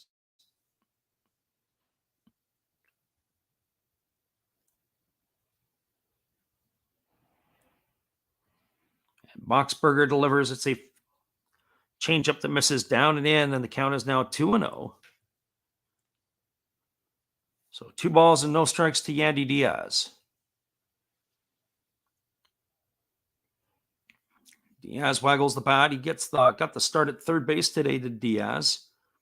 There's the pitch. It is a changeup that misses outside, and the count is now 3-0. So 3 balls and no strikes to Diaz.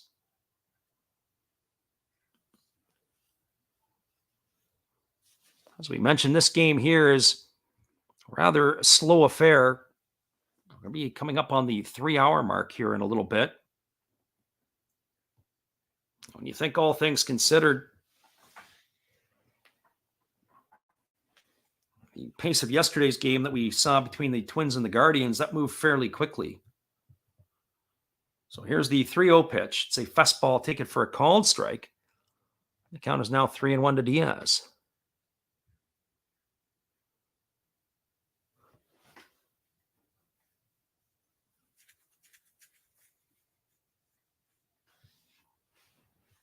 And here comes the offering. It is a fastball that misses low, and that is ball 4. Diaz is aboard with a 2-out walk. That is going to bring up the DH Wander Franco. When I think of today's game and I look at some of the stuff that's gone on in the ball game today, that's the first time that the Tampa Bay Rays have had somebody get on a 2-out either walk or base hit.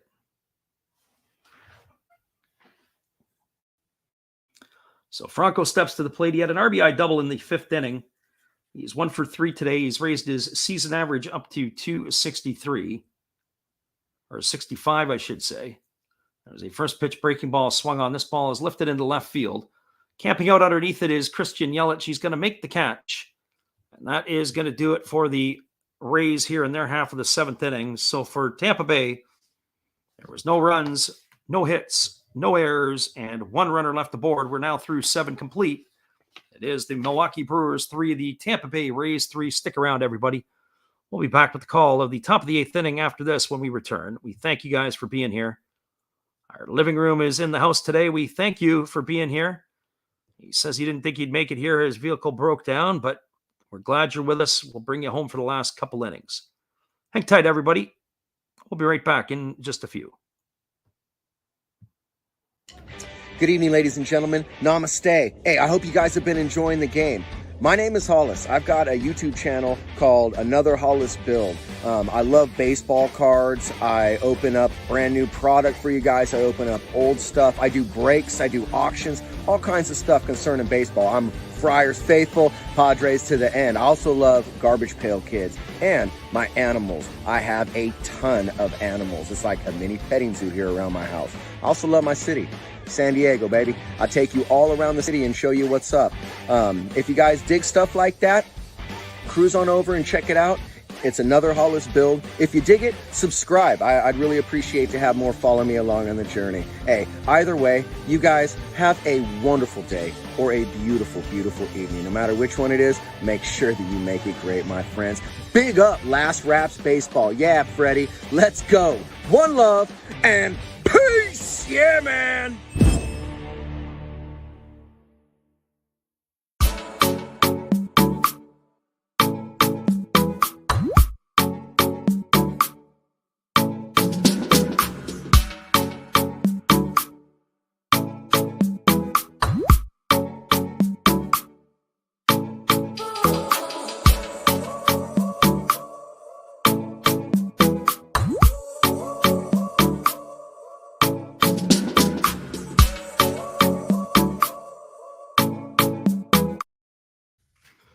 Welcome back, everybody. You have a pitching change. It is going to be a right-hander, and it's Kelvin Foucher coming into the ball game. This is going to be his appearance of the year. Former University of Cal right-hander is in his rookie season. He is 1-1. He has worked 8 innings. He's allowed 12 hits, 9 runs, 8 of which have been earned. He has given up 6 walks and struck out 7, pitching to an ERA of a fluffed-up 9. And he is going to be facing the heart of the Brewers order. It's going to be Arias, Tellez, and Brosu. And here comes the first offering from the right-hander Foucher. It is a breaking ball that misses upstairs, and the count is 1-0. So Foucher on in relief. He is the 5th pitcher in this pitching parade by the Tampa Bay Rays. And here comes the offering. It is a fastball that is swung on and fouled away. And it has hit the home plate umpire, David Rackley, who falls down. So Rackley is going to get a visit here. So hang tight, everybody. We got a little other. This is, again, the weirdness of this game of what we've seen. Rackley is holding hands with the catcher as the catcher Mejia had to kind of stabilize him up. Rackley just got drilled here. We're going to take a look and see what happened. And he is going to have to get to his feet, but he's going to walk around for a minute. I don't know if he's going to stay in the game. One of the other umpires has ran towards the third base dugout. Let's see what happened here. There was a foul ball that came straight back, just missed the Masca Mejia, and Rackley took it flush, and he went down. Went down in a hurry. That's like getting punched in the jaw. If you've never experienced that, if you've never umpired a game or stood behind or caught a game, he took that one flush. So we're going to have a pause in the action here. It's a 1 and 1 strike count. The umpires are on the field, and it looks like Larry Vanover is still going to be there, but one of the other umpires is going to go down and have to make a change. So Foucher is on the mound, and he's going to have to wait a little bit here with the 1 and 1 strike count on Arias. So we're going to have to take a break. So hang tight, everybody. We'll be back in a couple of minutes. I got the living room here, and we'll chat with him for a little bit, I'm sure, too. So hang tight, everybody. I'll take a little break here in this one, and we'll come on back in just a moment. Hello, guys. Thank you for joining Freddie here on his baseball game. And I'm Steve Rademacher, and my channel is really all about everybody, including all my international friends. We have such stuff as non-sport packs from Canada, the OP Cheese. We have the Greek Freak. We have money from around the world. We have Lira.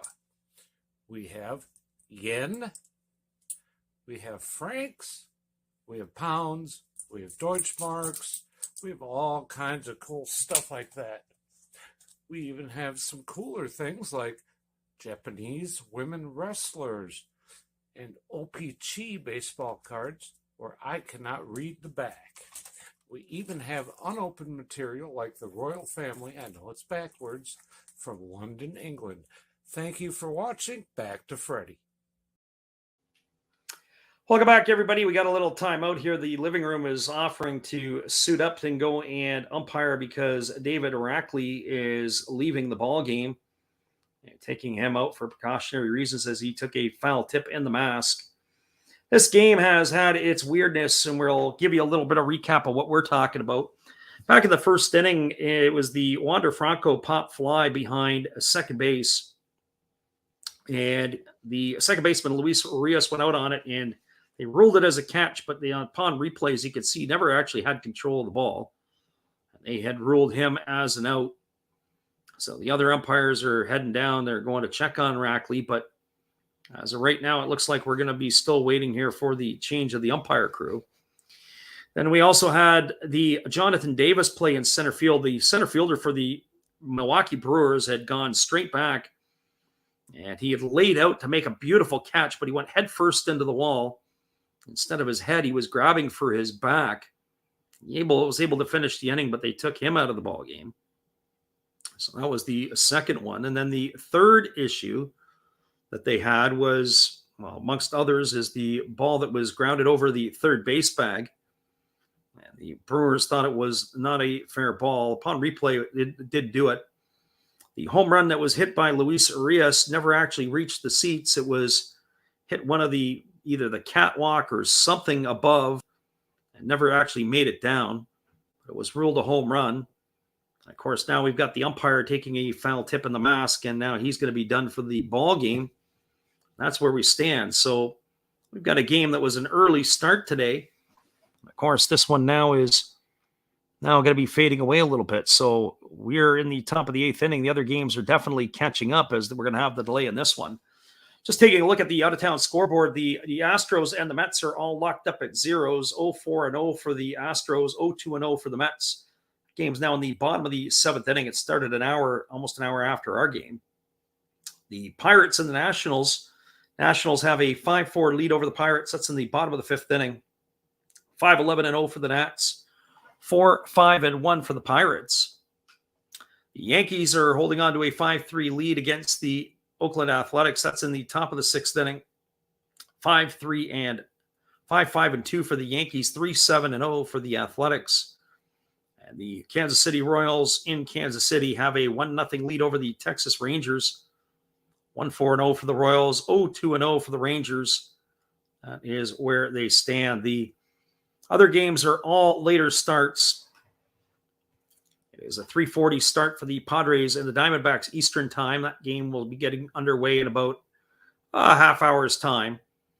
And some of the other games won't be going on until around 4 o'clock Eastern, and that will be the Orioles and the Mariners. That one gets going in less than around an hour's time as well.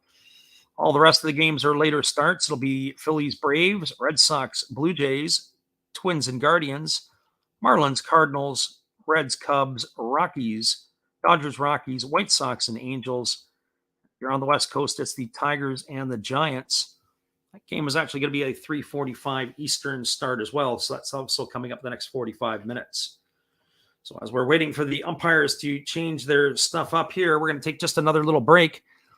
We'll come on back in just a moment. Hopefully we'll get this one coming back underway in just a few. Hang tight, everybody. We're glad you're with us. Here's our Did You Know?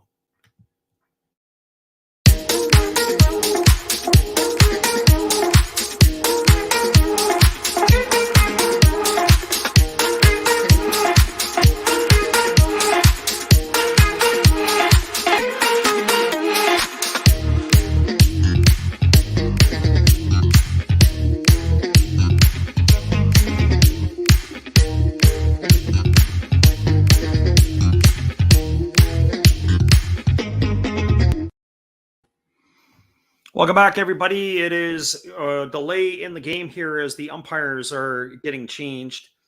David Rackley, the home plate umpire, was hit with a foul tip in the mask, and he has left the game. And it is going to be one of the other umpires is ready to come in and take over. Our friend in the living room says Alek Manoah is getting the start tonight. He's going head-to-head against Victoria's own Nick Pivetta, as the Blue Jays and the Red Sox will go at it again tonight. Manoah is looking for his 10th win of the season. He's been absolutely outstanding for the Blue Jays. Nick Pivetta has been up and down. He's had some really good moments. He's had some awkward ones, but he's 8-5 on the year. So if you want a good, sexy pitching matchup, that would be one right there. Two right-handers going at it. Other games that maybe might be of interest. Michael Kopech and his 100-mile-an-hour fastball is going to go up against Shohei Ohtani tonight. That's a 9:38 Eastern time, or 6:38 on the West Coast. That'll be an entertaining game in which to dial into. Other games around the league that would be of interest. The Braves are in Philadelphia. They're two of the better teams in the National League East. And also, we're keeping our eye on the other stuff that's going on, including the Tigers and the Giants will be coming up here shortly, as well as the other games around that are going on right now in Major League Baseball. So they're still waiting on the change as we are here in the top of the 8th inning, and David Rackley's day is done as the home plate umpire. They're still out there talking as are waiting for the umpires to make the change. This could be a good solid 15 minutes for that umpire to get changed and get all his gear on. He's not quite there. Living room says Verlander is at 90 pitches through 7. He's been absolutely outstanding today. We're getting the replay on it, and that was definitely a knee buckler. It was a fastball that was swung on and fouled away right into the mask. They teach the umpires when the umpires are working to work in the slot between the batter and the catcher, because most foul balls don't come in that direction. Most foul balls for a right-hander would be fouled off over the first base side, and for a left-hander over the third base side. But that ball was fouled straight back, and it just missed the catcher, Mejia. It took out the umpire there. You think of catchers over time who've had their careers shortened because of concussions.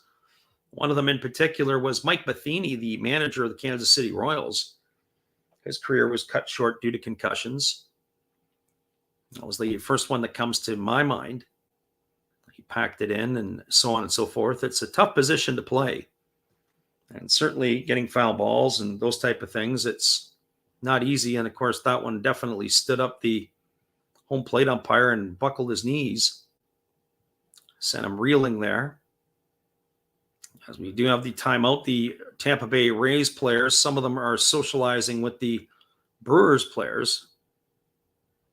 And you got Francisco Mejia, who's having a conversation with Larry Vanover and the other umpire. I'm not sure which of the other umpires that went down the tunnel. The others on the crew here today, Larry Vanover is the crew chief, and he is still on the field. The first base umpire is Ryan Willis. The second base umpire is Sean Barber. I'm pretty sure it's Barber who went down the tunnel, but I'm not sure which one it is. I don't recognize either Willis or Barber by their face. So now, as we wait on this delay, it is still probably going to be another few more minutes until they can figure this out. We are in the top of the 8th inning. So 1 ball and 1 strike count to Luis Arias.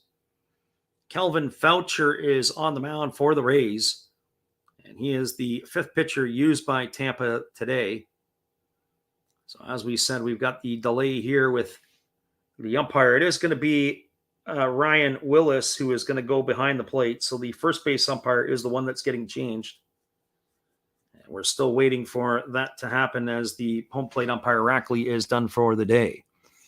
So stick around, everybody. We'll be back in just a couple moments. We appreciate you guys for being here and staying with us while we have this delay in the action. Hang tight. We'll be right back after this.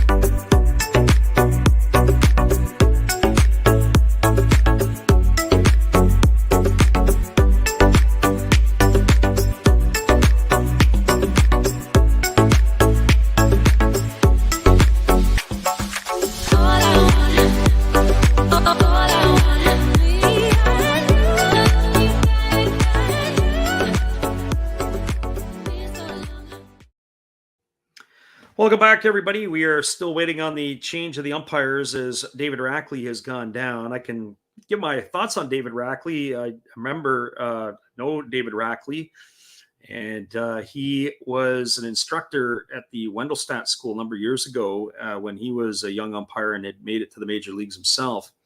They do have the new umpire in there. The pitcher, Foucher, is going to get a few pitches. The umpire is going to lean in and have a look. David Rackley, I could say, was not one of the more popular umpires with some of the younger ones, but it didn't mean that he was any good. He had a lot to say. He was a pretty dry kind of guy. So we do hope that he is going to be healthy, because we definitely don't want to see anybody go down injured. So the home plate umpire is getting his looks here behind the catcher as Calvin Foucher is completing his warm-up tosses. We'll be ready to get this one back underway in just a couple moments. So they're ready to get this one there. They'll do it with 3 umpires.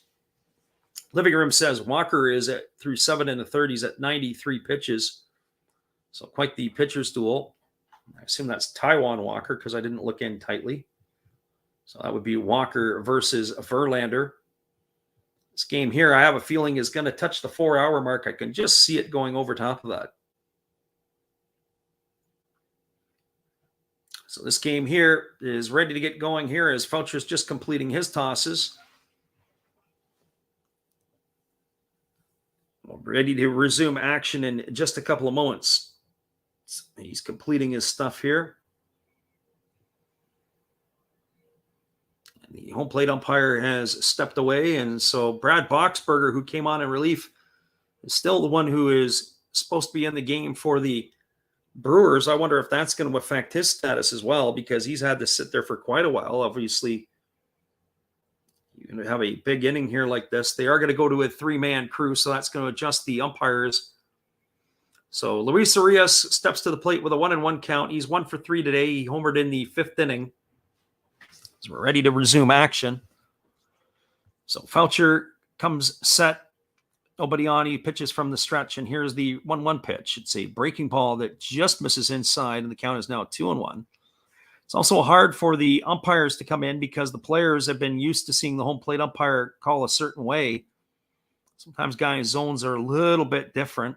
That first pitch there was a breaking ball that just come inside. Here comes the 2-1 pitch. There is a fastball taken for a called strike, and the count is 2-2. So 2 balls and 2 strikes. Living Room says Boxberger is he'll be a first-round pick in the best baseball names. He was traded straight up for one of my former players. Back a number of years ago, we were talking about it earlier. We said that the Devil Rays, or the Rays at the time, had made a trade, and there's a breaking ball swung on and missed. He was traded for a minor leaguer in the Diamondback organization, and Curtis Taylor had found his way down to Tampa Bay. Straight up for Boxberger. So Arias is gone on strikes for out number 1, and that's going to bring up the first baseman, Rowdy Tellez. For Tellez, he is 1 for 3 on the day. He is homered, he's grounded out, and he is popped out. Tellez steps in, waiting on the first offering from Foucher, who kicks and delivers. It is a breaking ball that is waved at and missed, and the count is now quickly 0-1. You can see where Foucher's bread and butter is. It's not necessarily his fastball. He really relies on a breaking ball. He does pitch backwards. No balls and 1 strike to Tellez. Foucher comes set at the chest. Now he kicks and delivers. It's a breaking ball taken for a called strike. And the count is 0-2. So no balls and 2 strikes.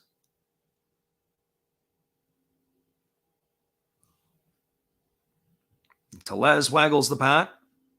And now he's waiting on the offering, the 0-2 offering. And there's a breaking ball again that misses down and away. And the count goes to 1-2. Mike Brosu is waiting his turn on deck. As there's one away, and Devin Williams is now up and throwing in the Milwaukee bullpen. As we said, we would expect that Williams is going to be coming in here at some point. And here's the pitch. It is a breaking ball swung on. This ball is belted to deep right field. Doesn't have the legs moving back on the warning track. And this one is going to hit something up top. So I don't know what's going on here. It looks like that's going to be a home run for Tellez. That's the second home run in this game that hasn't even reached the seats. But they ruled it as a home run. The Brewers bench is cheering. Tellez is making his way around. And that is exactly what's happened. So 2 home runs that have not left the park. That's the second homer of the day for Rowdy Tellez. Gives him 15 on the season, and that breaks the deadlock as the Brewers now have a 4-3 lead here in the top of the 8th inning. So Tellez hit a moonshot there. The right fielder, Harold Ramirez, went back on the warning track, and he was ready to make the catch. And the next thing you know, it gets hits something. And then it ends up coming down, and they rule it as a home run. That's going to bring up the schedule to bring up the third baseman, but it looks like we have a pinch hitter here in Colton Wong. So Colton Wong is hitting for Brosu. We'll have to see where they make their changes. The first pitch is a breaking ball taken for a called strike. The count is 0-1. And here comes the second offering to Wong. It's a breaking ball that is swung on and missed, and the count is now 0-2.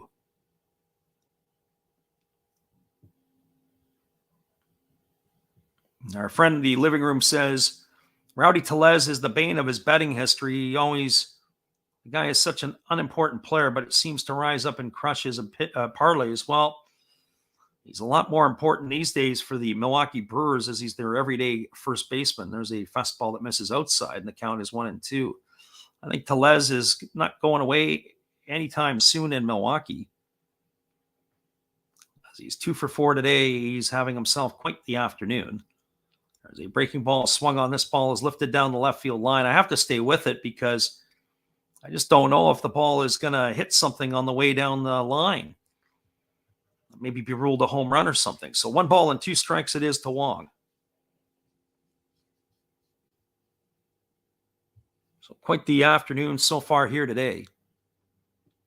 Balls flying all over the place. And here comes the pitch. It is a fastball. Take it for a called third strike. Wong stood there like the house by the side of the road and watched it go by for out number 2. That is going to leave it all up to the catcher, Victor Caratini. For Caratini today, he is 0 for 2. He's also been hit by a pitch. So the Brewers have recaptured the lead here with another solo shot by Rowdy Tellez in the 8th. Now standing at the plate is Caratini, and the first pitch is a breaking ball taken for a called strike. The count is 0-1. Caratini batting from the left side against the right-handed throwing Foucher, and now he steps out and asks for time. Now he steps back in the plate, and he waggles the bat, and he's ready to go back to work. And here's the offering. It is a breaking ball that's taken for a called strike. And the count is 0-2. So no balls and 2 strikes to Caratini.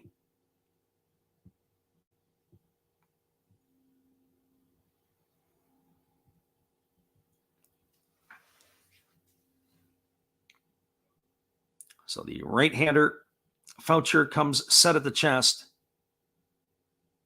Now he kicks and delivers. It is a breaking ball down, and that ball squirts away from the catcher. That's going to run the count to 1-2. I think that would have been something I might have checked with the third base umpire on. Looked like Caratini didn't quite hold up his bat the way that Larry Vanover has been feeling today. He's been going up with the right hand one after another.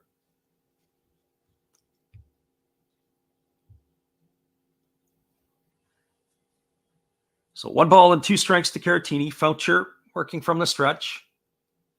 Now he kicks and fires. It is a breaking ball that misses down, and the count is now 2-2. So 2 balls and 2 strikes. I certainly didn't think that this game, of all the games, would have turned into a 4-hour marathon, but that's probably where we're headed. It's going to be close. And here's the offering from Foucher. It's a breaking ball swung on and grounded foul over on the first base side, and the count remains at 2-2 to Caratini.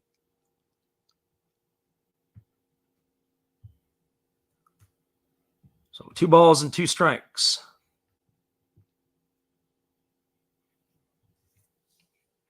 Again, Caratini digs himself in. He's waiting on the offering from Foucher. He kicks and he delivers. It's a fastball taken for a called third strike. Back-to-back strikeouts looking here, and Foucher has struck out the side in between. The home run that was hit by Rowdy Tellez. So for the Brewers in their half of the inning, a run, a hit, no errors, and nobody left the board. We are now through 7.5 innings in Tampa Bay. Your score is the Milwaukee Brewers 4, the Tampa Bay Rays 3. Stick around, everybody. We'll be back in a couple minutes with the call of the bottom half of the inning. Hang tight, everybody. We're glad you're with us. Hold tight. Let's wake us up with a little bit of a Cherokee Shuffle.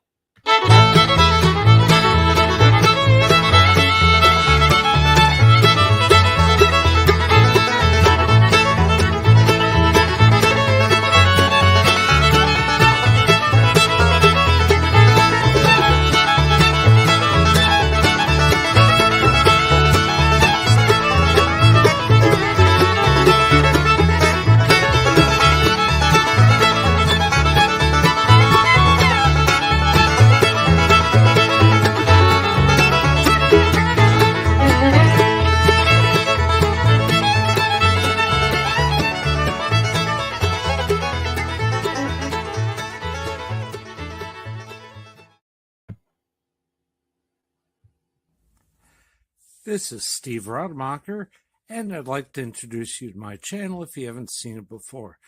These are all the things I enjoy: sports, autographs, relics, non-sports Hall of Famers, pseudo-sports, Star Wars. That's my channel name and my name, and I would really appreciate it if you would come check me out and maybe even subscribe if you like it. Thank you for that for now, and back to your ball game. Welcome back, everybody. It is going to be the 5th pitcher used by the Brewers, and they are going to be going to Devin Williams here in the 8th inning. Williams is taking over here for Brad Boxberger, as he will be the 5th pitcher used by the Brewers this afternoon.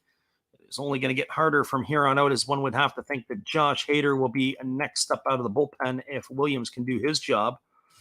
Williams is having a decent year this year, not as good as the last couple of years, I don't believe. He's 2-0 on the season. He's got a 2.2 ERA. He's got 5 saves. 28 2/3 innings. He's allowed 15 hits, 7 runs all earned. He's walked 15 and struck out 46. His rookie year, a couple of years ago when he won the Rookie of the Year award, he struck out 53 batters in 27 innings, and he had a microscopic ERA of 0.33. Last season, he was an 8-2 record with a 2.5 ERA. But he is still pretty electric. So Devin Williams in the ballgame, and he's going to be facing Josh Lowe, Randy Arozarena, and Harold Ramirez, the 3, 4, and 5 hitters for Tampa Bay. And here comes the first offering. It is a fastball. It's taken for a called strike, and the count is quickly 0-1. 94 miles an hour out of the fingertips of Devin Williams. Lowe came on as a pinch hitter and stayed in the game for Isak Paredes. He is 0 for 1 today. He struck out in his only time to the plate. There's a fastball that just misses off the outside corner. The count now goes even to 1-1. So 1 ball and 1 strike, the Low. The defensive changes. Colton Wong has come into the game as he pinched hit for in the last inning for Mike Brosu, but Luis Arias has now gone over to third base.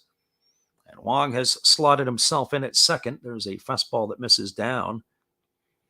And the count is 2 balls and 1 strike. Yep, Steve Rademacher is in the house today listening to his Brew Crew. The positive thing is we don't have to look at those city scene or whatever they call those uniforms. Softball City, Cream City, whatever they call it. So here comes the 2-1 offering now to Lowe. Williams holds at the belt and kicks and fires. It is a breaking ball that is swung on. It is lifted softly down the left field line. The ball is going to get down in foul territory just past the bullpen area. And that's going to run the count now to 2-2. So 2 balls and 2 strikes. It's been a great day for baseball, but unfortunately not as great as it could be for the home plate umpire, David Rackley, who, as we said, has left the ball game. Fortunately for him, he had to be taken away or taken out of the game because of that foul ball. So here's the 2-2 offering. It's a fastball that is taken for a called third strike. Josh Lowe, not sure what he was looking at, but he wasn't looking for that pitch for sure, and that is going to retire him for the first out of the inning. So the Brewers need 5 outs to go, and they'll get themselves a victory, as there is 1 out now here in the bottom of the 8th inning, and that's going to bring up Randy Arozarena. So if you need a fire starter, this would be your guy. Arozarena is 0 for 2 today. He's walked, he's scored a run, and he's stolen a base. Part of a double steal where he took third and Ramirez took second. So here comes the offering. It is a fastball that misses inside.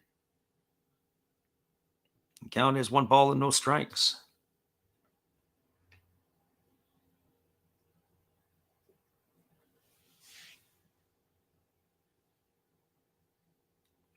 So 0 for 2 today for Arozarena. And here's the 1-0 offering from Williams. He kicks and delivers. It's a fastball that misses down and away, and the count is now 2-0. So 2 balls and no strikes. Arozarena, that with that stolen base back in the 4th inning, it gives him 16 now on the year. He's got a chance to get to 30-plus bags this year for sure. The question will be is he going to get to 30 home runs? I don't think he will, but I think he is going to get to 20.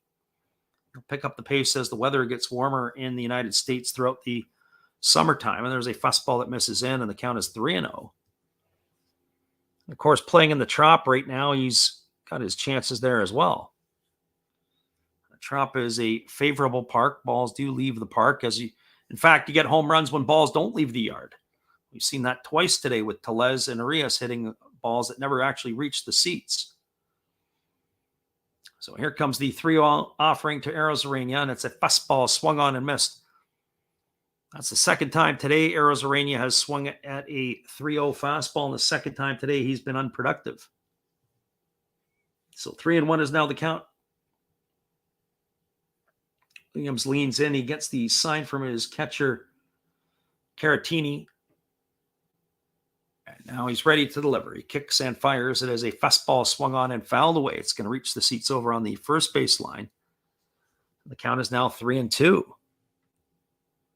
So 3 balls and 2 strikes.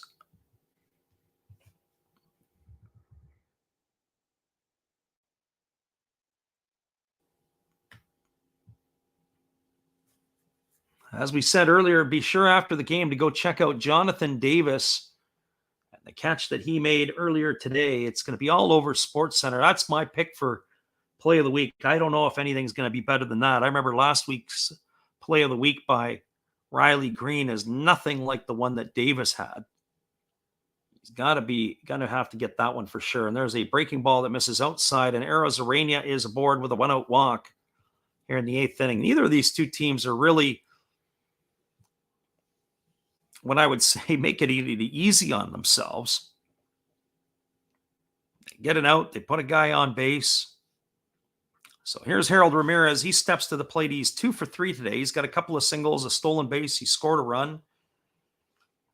He's raised his season average up to .313.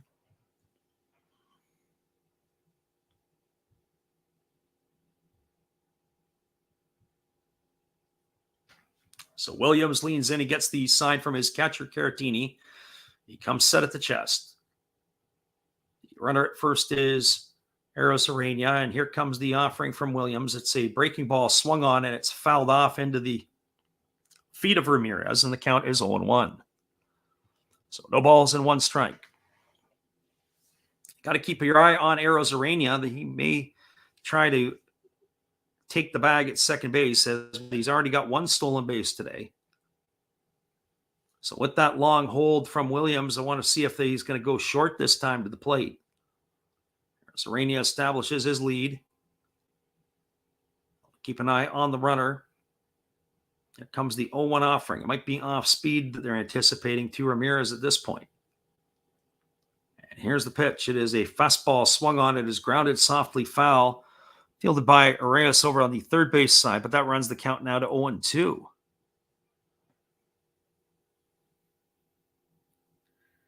So Arozarena got to try to get over into scoring position. You've got Ji-Man Choi waiting his turn on deck. Sometimes there are guys that are those three types of players. There's guys who make things happen. There's guys who watch things happen. There's guys who wonder what happened. Generally speaking, Randy Arozarena is a playmaker. He makes things happen. So here comes the 0-2 pitch. Williams kicks and delivers. It's a fastball swung on and fouled away. And the count remains at 0-2. On the run was Arozarena. He was racing over into second base.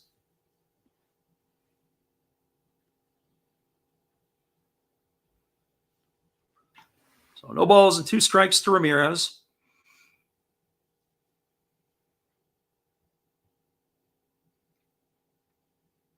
Arozarena establishes his lead at first.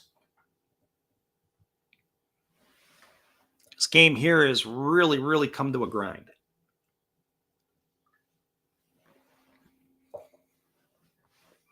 Williams gets the sign from his catcher, and he's ready to deliver. He holds at the belt.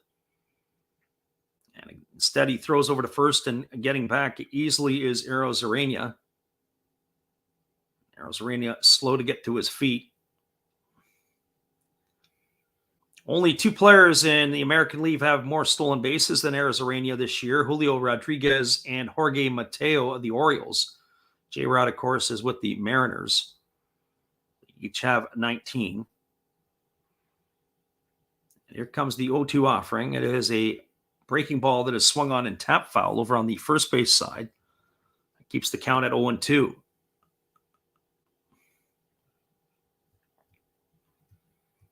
Our friend in the living room says, I remember talking about Herb Tarlick in the comments of your Cincinnati Reds video. Herb liked his cars. He once drove a Chrysler Cordoba.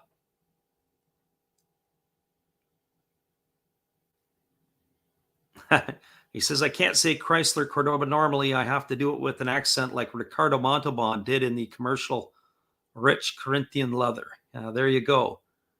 That's kind of funny. And there again, they throw over to first base. And again, getting back is Arozarena. Again, Arozarena takes the time to get back to his feet as he lays on the dirt. He's now officially all covered in that red dirt. Living room says, what exactly is Corinthian leather? That's a good question. So here comes the 0-2 offering to Ramirez. Williams kicks and fires. It's a fastball swung on, missed. Down to second goes Arozarena. The throw is not in time. Ramirez goes down on strikes for the second out. It is going to be the second stolen base of the game for Arozarena as he slides in safely at second. So he is in scoring position, and that's going to bring Ji-Man Choi to the plate.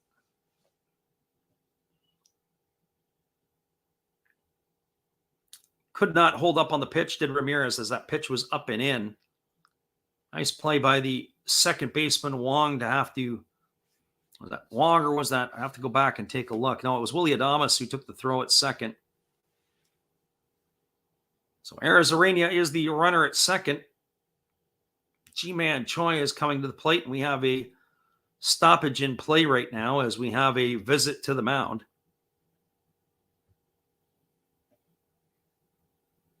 Pitching coach has come out to talk to Devin Williams. Probably trying to figure out what they're going to do with Ji-Man Choi here. Do they want to put Choi on and face Walls? Walls has had a pretty good game today. He's 1 for 3 at the plate. He's knocked in 2 of the 3 Tampa runs. So I'm probably going to have to see what they're discussing here, if they want to, how they're going to pitch to him. Choi really hasn't done a whole lot with the bat today, but he is one of the more consistent hitters that Tampa Bay can roll out. They do have the open base at first base.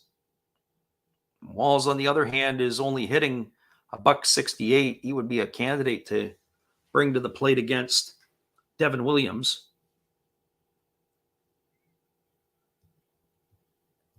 Today, both teams with runners in scoring position have been atrocious. The Brewers are 0 for 5 in that category. Tampa Bay is 1 for 8. So between the two teams, they're 1 for 13. Not very good day at the office with runners in scoring position.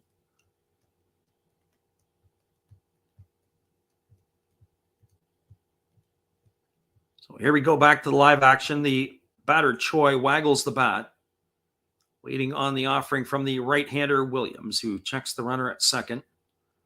Now he delivers. It is a fastball that misses off the outside corner. The count is 1-0 to Choi. I would think this is going to be a nibble fest here. I don't think they want to give anything to Choi to be able to hit.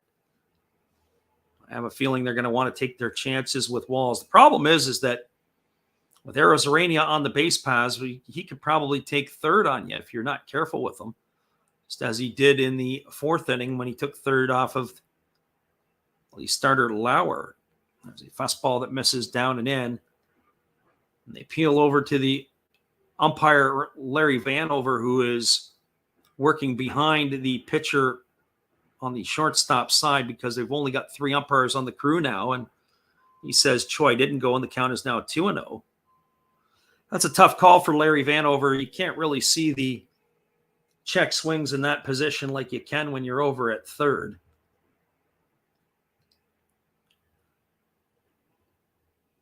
So here comes the 2-0 offering from Williams to Choi. Choi stands in, and now he asks for time. So now Choi gets back into the box, and he's ready to go again. Williams gets the sign from his catcher, Caratini, and he comes set at the chest. Then he drops his hands to the belt. I don't like the way that he does that per se, and there's a fastball that misses on the outside corner, and the count is now 3-0 to Choi. So just as I figured, they'd try to maybe pitch around Choi. You not give him anything good to hit. I'm surprised they just don't hold the fourth finger up to put him on so they can get right to Taylor Walls. So 3 balls and no strikes to Choi.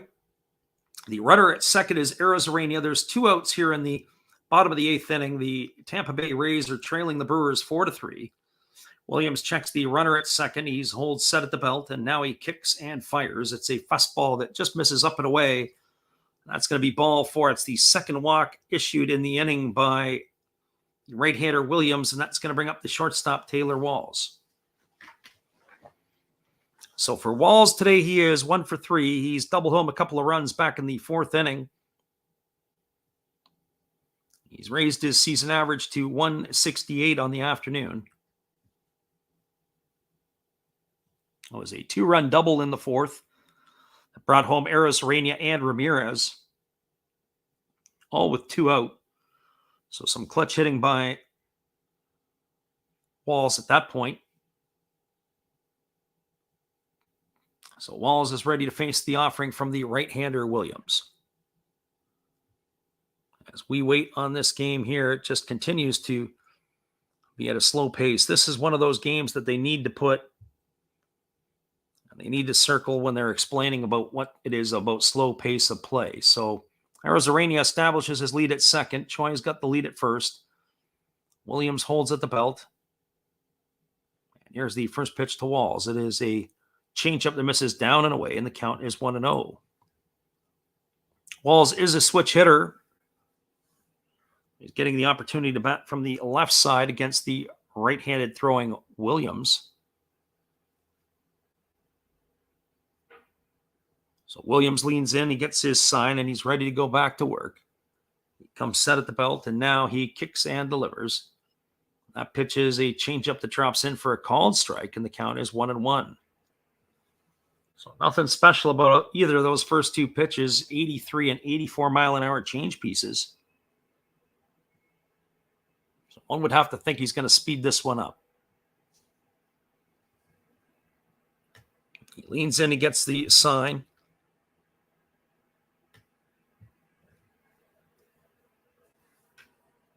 Checks the runner at second. Now he's ready to deliver. Here's the pitch from Williams. It's a fastball at 94, swung on and fouled away. The count is now 1-2. So interesting to see how Williams is going to try to put Walls away here. as he's now ahead in the count. He pitches a little different when he's ahead in the count than when he's behind. Here he can be ultra aggressive.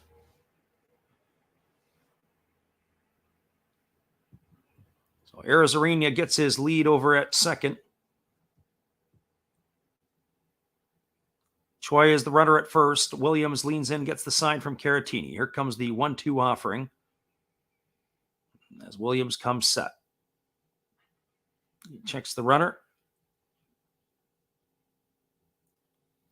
And now he kicks and fires, and it is a breaking ball that is outside, but looks like time was called there by Taylor Walls as he felt Williams took too much time. He stepped out of the box.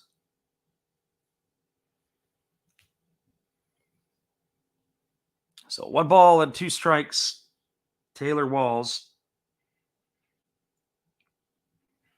We're going to do the 1-2 pitch all over again as the last pitch had missed for a ball. So here comes the 1-2 offering. Williams checks the runner, and now he kicks and delivers. And it is a breaking ball down in the dirt. They appeal over to Larry Van over at third base. They said Walls went, and he is going to be retired for the 3rd out of the inning. So the Tampa Bay Rays threatened, but they do not score here in the 8th inning. They had no runs, no hits, there were no errors, and 2 left the board. We're now through 8 complete. It is the Milwaukee Brewers 4, the Tampa Bay Rays 3. Stick around, everybody. We'll be back with the call at the top of the 9th inning. In just a couple moments. We're glad you guys could be here with us today. Hold tight. We'll be right back. Hello, guys. Thank you for joining Freddie here on his baseball game. And I'm Steve Rademacher, and my channel is really all about everybody, including all my international friends. We have such stuff as non-sport packs from Canada, the OP Cheese. We have the Greek Freak. We have money from around the world. We have Lira. We have Yen. We have francs, we have pounds, we have Deutschmarks, we have all kinds of cool stuff like that. We even have some cooler things like Japanese women wrestlers and OPC baseball cards where I cannot read the back. We even have unopened material like the royal family, I know it's backwards, from London, England. Thank you for watching. Back to Freddie. Appreciate you there, Steve. It is going to be the 8-9 hitters in the Brewers order. When we come back in just a couple minutes, we're moving to the 9th inning. We're glad you guys could be here with us today. Hold tight, everybody. We'll be right back.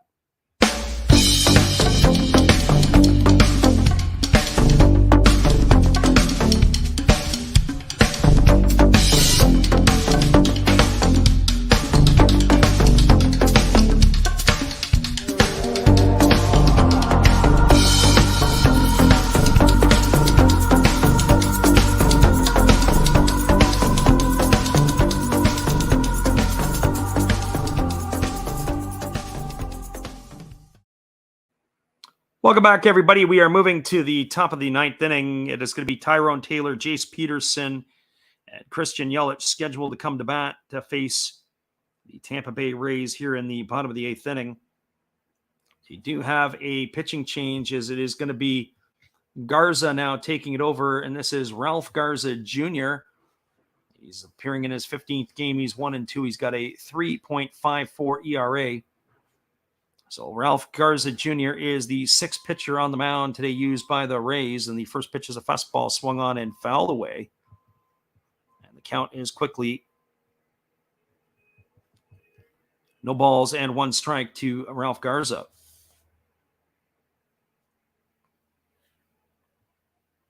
Or from Garza to Tyrone Taylor. So here comes the second offering to Taylor. He delivers a fastball. This is in on the fist. It's fouled away, and the count is now 0-2. So no balls and 2 strikes to Taylor. Taylor today is 0 for 2. He struck out twice, and he's walked.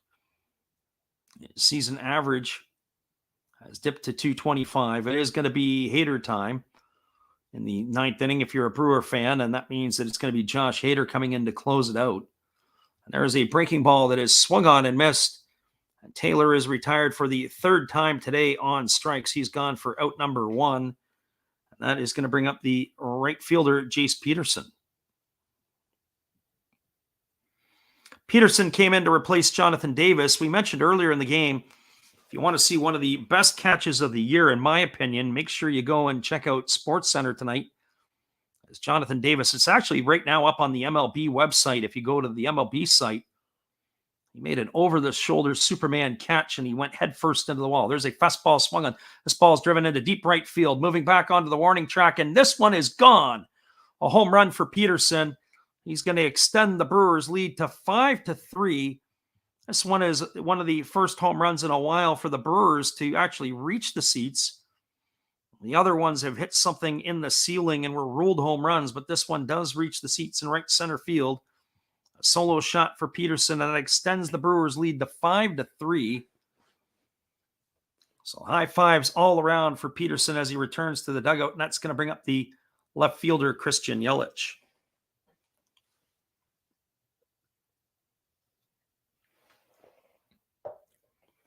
For Yelich, on the afternoon, he is officially 1 for 3. He singled in the first. He struck out twice, and he had a sacrifice bunt in the 7th inning. We were saying earlier that this is the Brewers have the third most amount of home runs in baseball. There's a fastball swung on. This ball is grounded up the middle for a base hit. And Yelich is aboard with a single here with 1 out. He saw the first pitch he liked from Garza Jr., and he hammered it right up the middle. And that is going to bring up the shortstop, Willy Adames. It's a good piece of hitting there by Yelich. He stayed on top of the ball right through it, and he punched it right by the pitcher and right up the middle for a base hit single.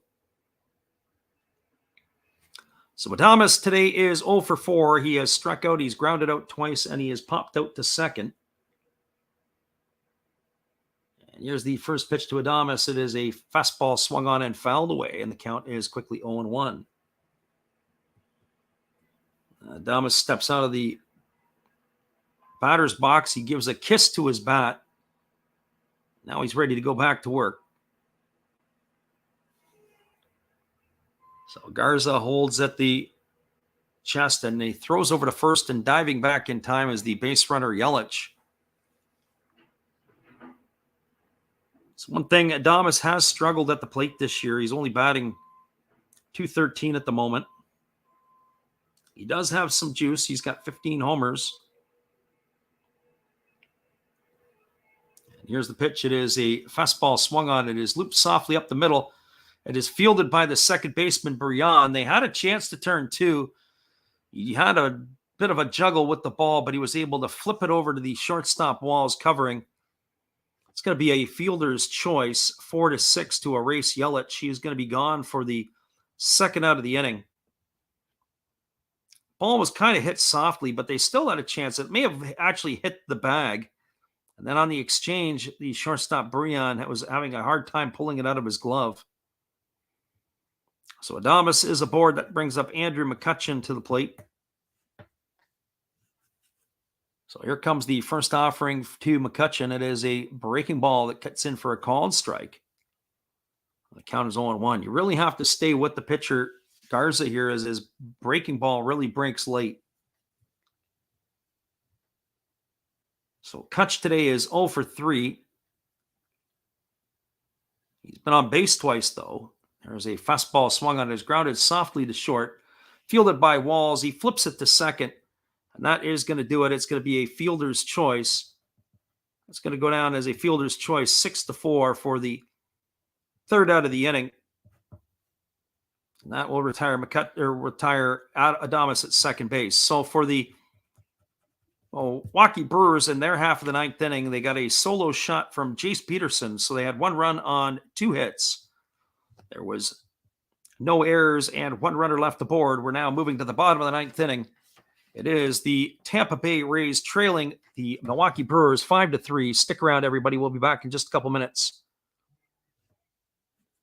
After this, our friend in the living room said Davis slid headfirst into the wall. I don't know if he slid headfirst as much as he was airborne and went headfirst into the wall. Be right back, everybody. Hang tight. Good evening, ladies and gentlemen. Namaste. Hey, I hope you guys have been enjoying the game.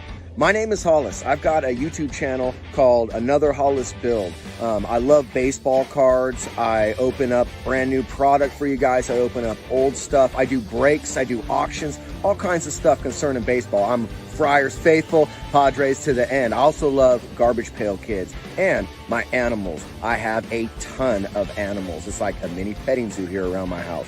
I also love my city. San Diego, baby. I'll take you all around the city and show you what's up. If you guys dig stuff like that, cruise on over and check it out. It's Another Hollis Build. If you dig it, subscribe. I'd really appreciate to have more follow me along on the journey. Hey, either way, you guys have a wonderful day or a beautiful, beautiful evening. No matter which one it is, make sure that you make it great, my friends. Big up Last Raps Baseball. Yeah, Freddie, let's go. One love and peace. Yeah, man.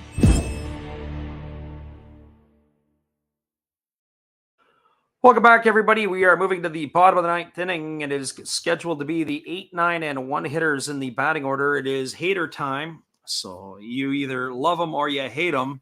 That's Josh Hader, and he is going to be the 6th pitcher used today by the Milwaukee Brewers. Hader is the hard-throwing left-hander and the closer for the Brew Crew. It's going to be his 26th appearance. He's 23 for 24 in save opportunities.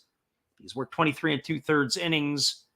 He has got 41 strikeouts, only allowed 6 walks. And he has got an 0-1 record with a 1.14 earned run average. So we are going to see him take over here on the hill. It's supposed to be Mejia, Brian, and Diaz. And the first pitch delivered is a breaking ball to Francisco Mejia, taken for a called strike, and the count is 0-1. For Mejia today, he is 1 for 3. He's got a single. He's flown out and struck out. He's pulled his season average up to 226. So Hader holds at the belt. He kicks and delivers. It's a fastball that misses inside. And the count goes to 1-1. There was talk last year that the Brewers were wanting to part ways with their closer. They were shopping him around. Sometimes you don't always know if that's smoke or not, or if that's a way for them to be able to part with him so they can do their part in being a small market club where they sell high and buy low. But he is still in a Brewers uniform, as that's a breaking ball that swung on and grounded foul. Just as a couple other reminders for you, we are going to be back on the airwaves tomorrow with the Guardians and the Twins. That'll be the 5th game of that series. So we'll be on the air for that one tomorrow. That is going to be at 10:10 Pacific or 1:10 on the East Coast. There's a fastball that swung on and fouled away, and the count remains at 1-2. So 1 ball and 2 strikes to Mejia.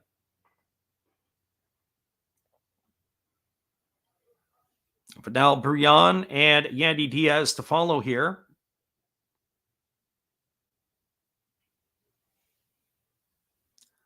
They do say that Tampa Bay has the best interleague record in all of baseball since 2021. Over the last couple of years, there's a fastball swung on and fouled away.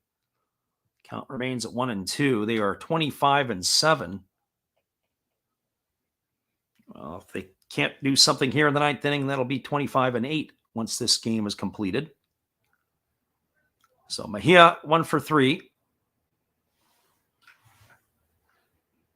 Waiting on the offering from Hader. And here comes the 1-2 pitch. And it is a breaking ball down in the dirt. Count now goes to 2-2. Josh Hader is slider heavy, that's for sure. But he's really had to work so far by facing Francisco Mejia here to lead off the 9th inning.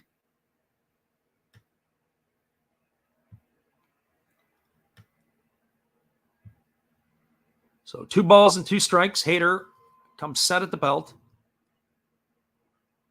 Now he's ready to deliver. Here comes the offering. He kicks and he fires. It's a fastball swung on. This ball is belted down the left field line. If it stays fair, it's trouble. And it's just going to hook foul. It's going to get into that temporary seating area in the Hard Rock Hotel and Casino. section where there's the picnic area, and that's going to keep the count at 2-2. The ball was absolutely scorched, just hooked a bit foul.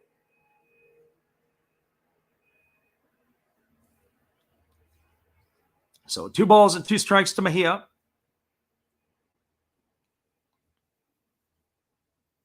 He holds at the belt. Here comes the pitch. And as a fastball swung on, this ball is lined up the middle for a base hit. It's going to get down in front of Tyrone Taylor, and Mejia has earned himself a single here in the 9th inning. And that is going to bring up the second baseman, Vidal Bryan. So this is a tough team to put away, the Tampa Bay Rays. They are never dead. Does bring the tying run to the plate, and that's a concern if you are Josh Hader. So he throws, we had 8 pitch at bat, and that is going to earn Mejia the spot at first base. So here comes Bryan to the plate. The first pitch to him is a breaking ball that misses down and in. It was a good stop there by the catcher, Caratini, and now Caratini has asked for time as he's going out to the mound. Have a word with his left-hander. This game was the first game of the day to start by about an hour, and there are now finals coming in from around Major League Baseball. We will give you some of those a little bit later, as we will do a wrap-up after this one when it's all over.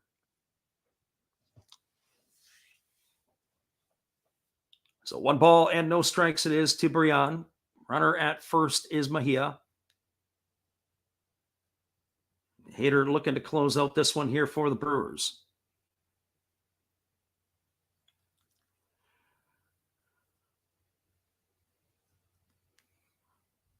It'll be Bryan, and then the top of the order, Diaz and Franco to follow.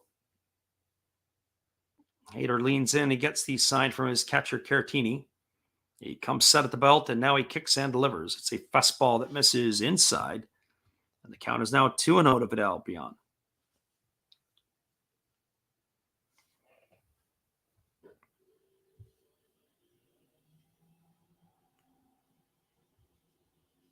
This one here is, we said before, it's dragged a little bit for sure in this one. Here's the pitch. It's a fastball that misses inside.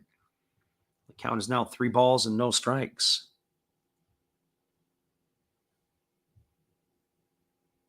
So 3 balls and no strikes to Bryan. No strikes. Runner at first is Mejia, and Yandy Diaz is waiting his turn on deck.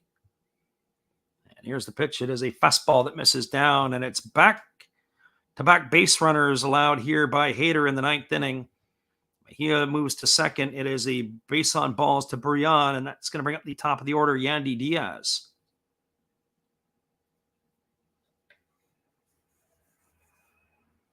So we said this game was weird, and it has still kept its weirdness here in the 9th.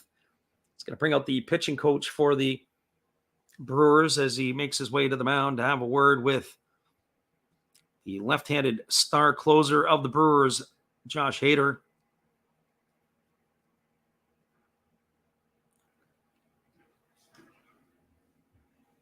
We'll see what they have to say here. The pitching coach for the Brewers is Chris Hook. Hook is out there talking to his left-hander who is having to make an adjustment with his shoe. So they're talking it over on the mound here to see what's going on.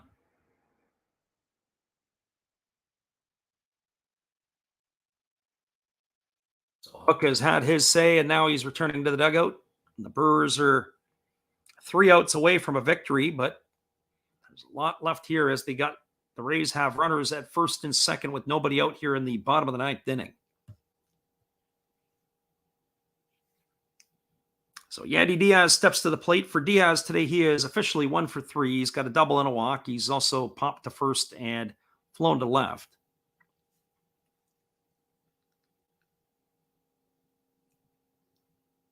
So Hader leans in. He looks at the sign from his catcher.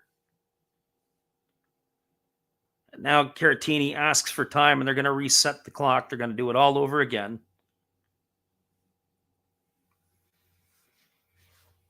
So he flashes the signs. They got the runner at second. is Mejia. The runner at first is Brian. Here's the offering from Hader. It's a breaking ball that drops in for a called strike. So no balls and 1 strike. I have to say, I didn't like it either because the pitch, the way that it came, it was poorly received by the catcher, Caratini. On top of it, he yanked it up and framed it, so you can understand why the batter Diaz was a little ticked off. So no balls and 1 strike.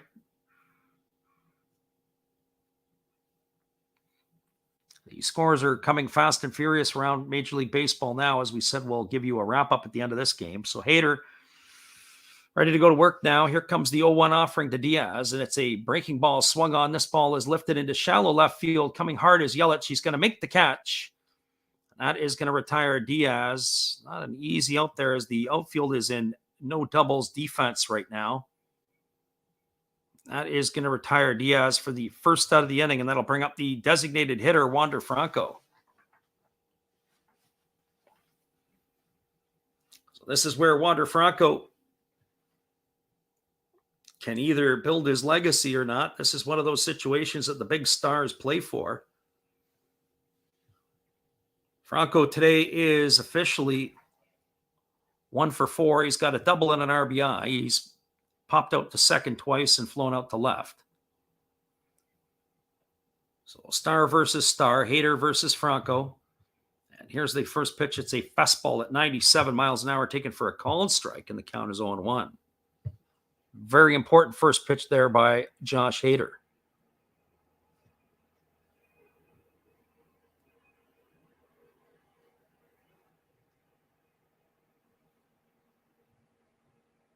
Our friend in the living room says the Yamazaki Baking Company has launched the second series of team-based lunch sandwiches. That's interesting. There's a breaking ball swung on and fouled away by Franco, and the count is 0-2. Blueberry strawberry jam for the Swallows and cookies and cream for the Marines. It says the Tigers sandwich should be a thin slice of bologna with no butter and a moldy piece of bread. Yeah, that's probably the way it goes sometimes. Certainly in Detroit and the Motor City. There's a fastball that misses upstairs, and the count is now 1-2. So 1 ball and 2 strikes to Franco. As we said, we're approaching the 4-hour mark on this game. The big delay came with the home plate umpire, David Rackley, having to be removed from the game as he took a foul tip in the mask and left him in a position where he had to fall to his knees. He probably got knocked out on that play. Maybe he was knocked out on his feet. There's a fastball that misses upstairs, and the count is 2-2. So 2 balls and 2 strikes to Wander Franco. The runner at second, as we said, is Mejia. The runner at first is Brian. There is 1 away. Waiting on deck is Josh Lowe, who came in the 5th inning as a pinch hitter for Isaac Paredes.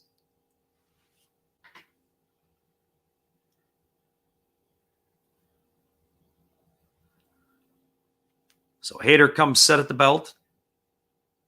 And now he kicks and delivers. It's a breaking ball swung on. This ball is lifted into center field. Moving over to his right and making the catch is Tyrone Taylor, and that is going to be 2 away. That is going to leave it all up to Josh Lowe. So for Josh Lowe, he steps to the plate. He is 0 for 2 today. We said he replaced Paredes back in the 5th inning. And he has struck out both of his times to the plate, but he has not faced Josh Hader yet.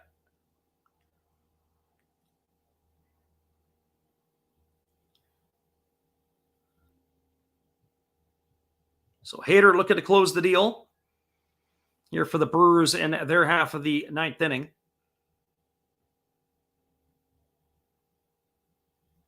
Hader gets himself dug in there on the pitcher's rubber. He's got a unique way of getting onto the rubber. He digs his cleats in. So Lowe at the plate, waiting on the first offering from Hader. Hader checks the runner at second. He kicks and delivers. It's a fastball just off the outside corner. The count is 1-0 to Lowe.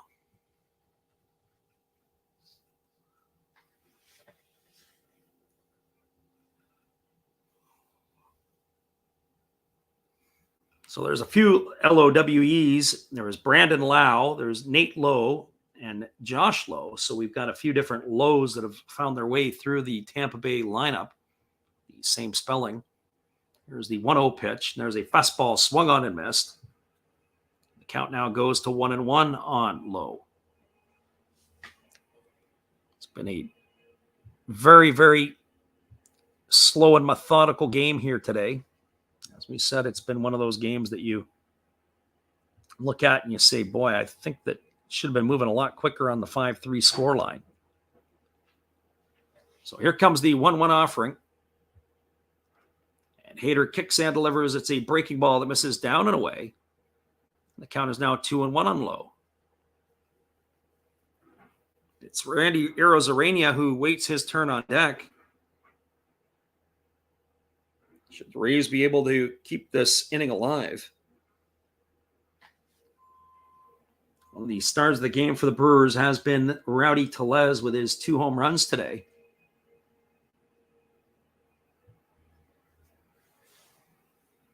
So here comes the 2-1 offering from Hader. He kicks and he fires. It's a fastball that misses up.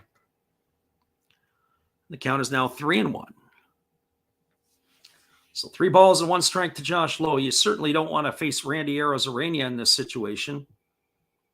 If you are the Milwaukee Brewers, he has a flair for the dramatics. So Hader holds at the belt, and now he delivers. It's a fastball swung on. This ball is lifted into shallow left center field. Ranging over is Yelich. He's got room and space. He makes the catch. And that is going to do it here for the Rays in their half of the 9th inning. They threaten, but they don't score. There was no runs. There was 1 hit. There were no errors and 2 runners left aboard. Your final score from Tampa Bay was the Milwaukee Brewers 5, the Tampa Bay Rays 3. Stick around, everybody. We'll do a recap on this one and look at the scores around the league before we sign off. We appreciate you all for being here. Hang tight, everybody. We'll be back in about 30 seconds. The call or with all the recaps from around the league. Hang tight. Hey everybody, thanks for checking out the game and Last Raps Baseball. This is Dave's Zero Thought Sports Cards. If you like pack openings, baseball, all that good stuff, check us out. Drop a comment on our channel this month to win a mystery pack of cards. All you gotta do is say Last Rap sent you to be entered. And we'll drop a video later on this month announcing the winner. Enjoy the game.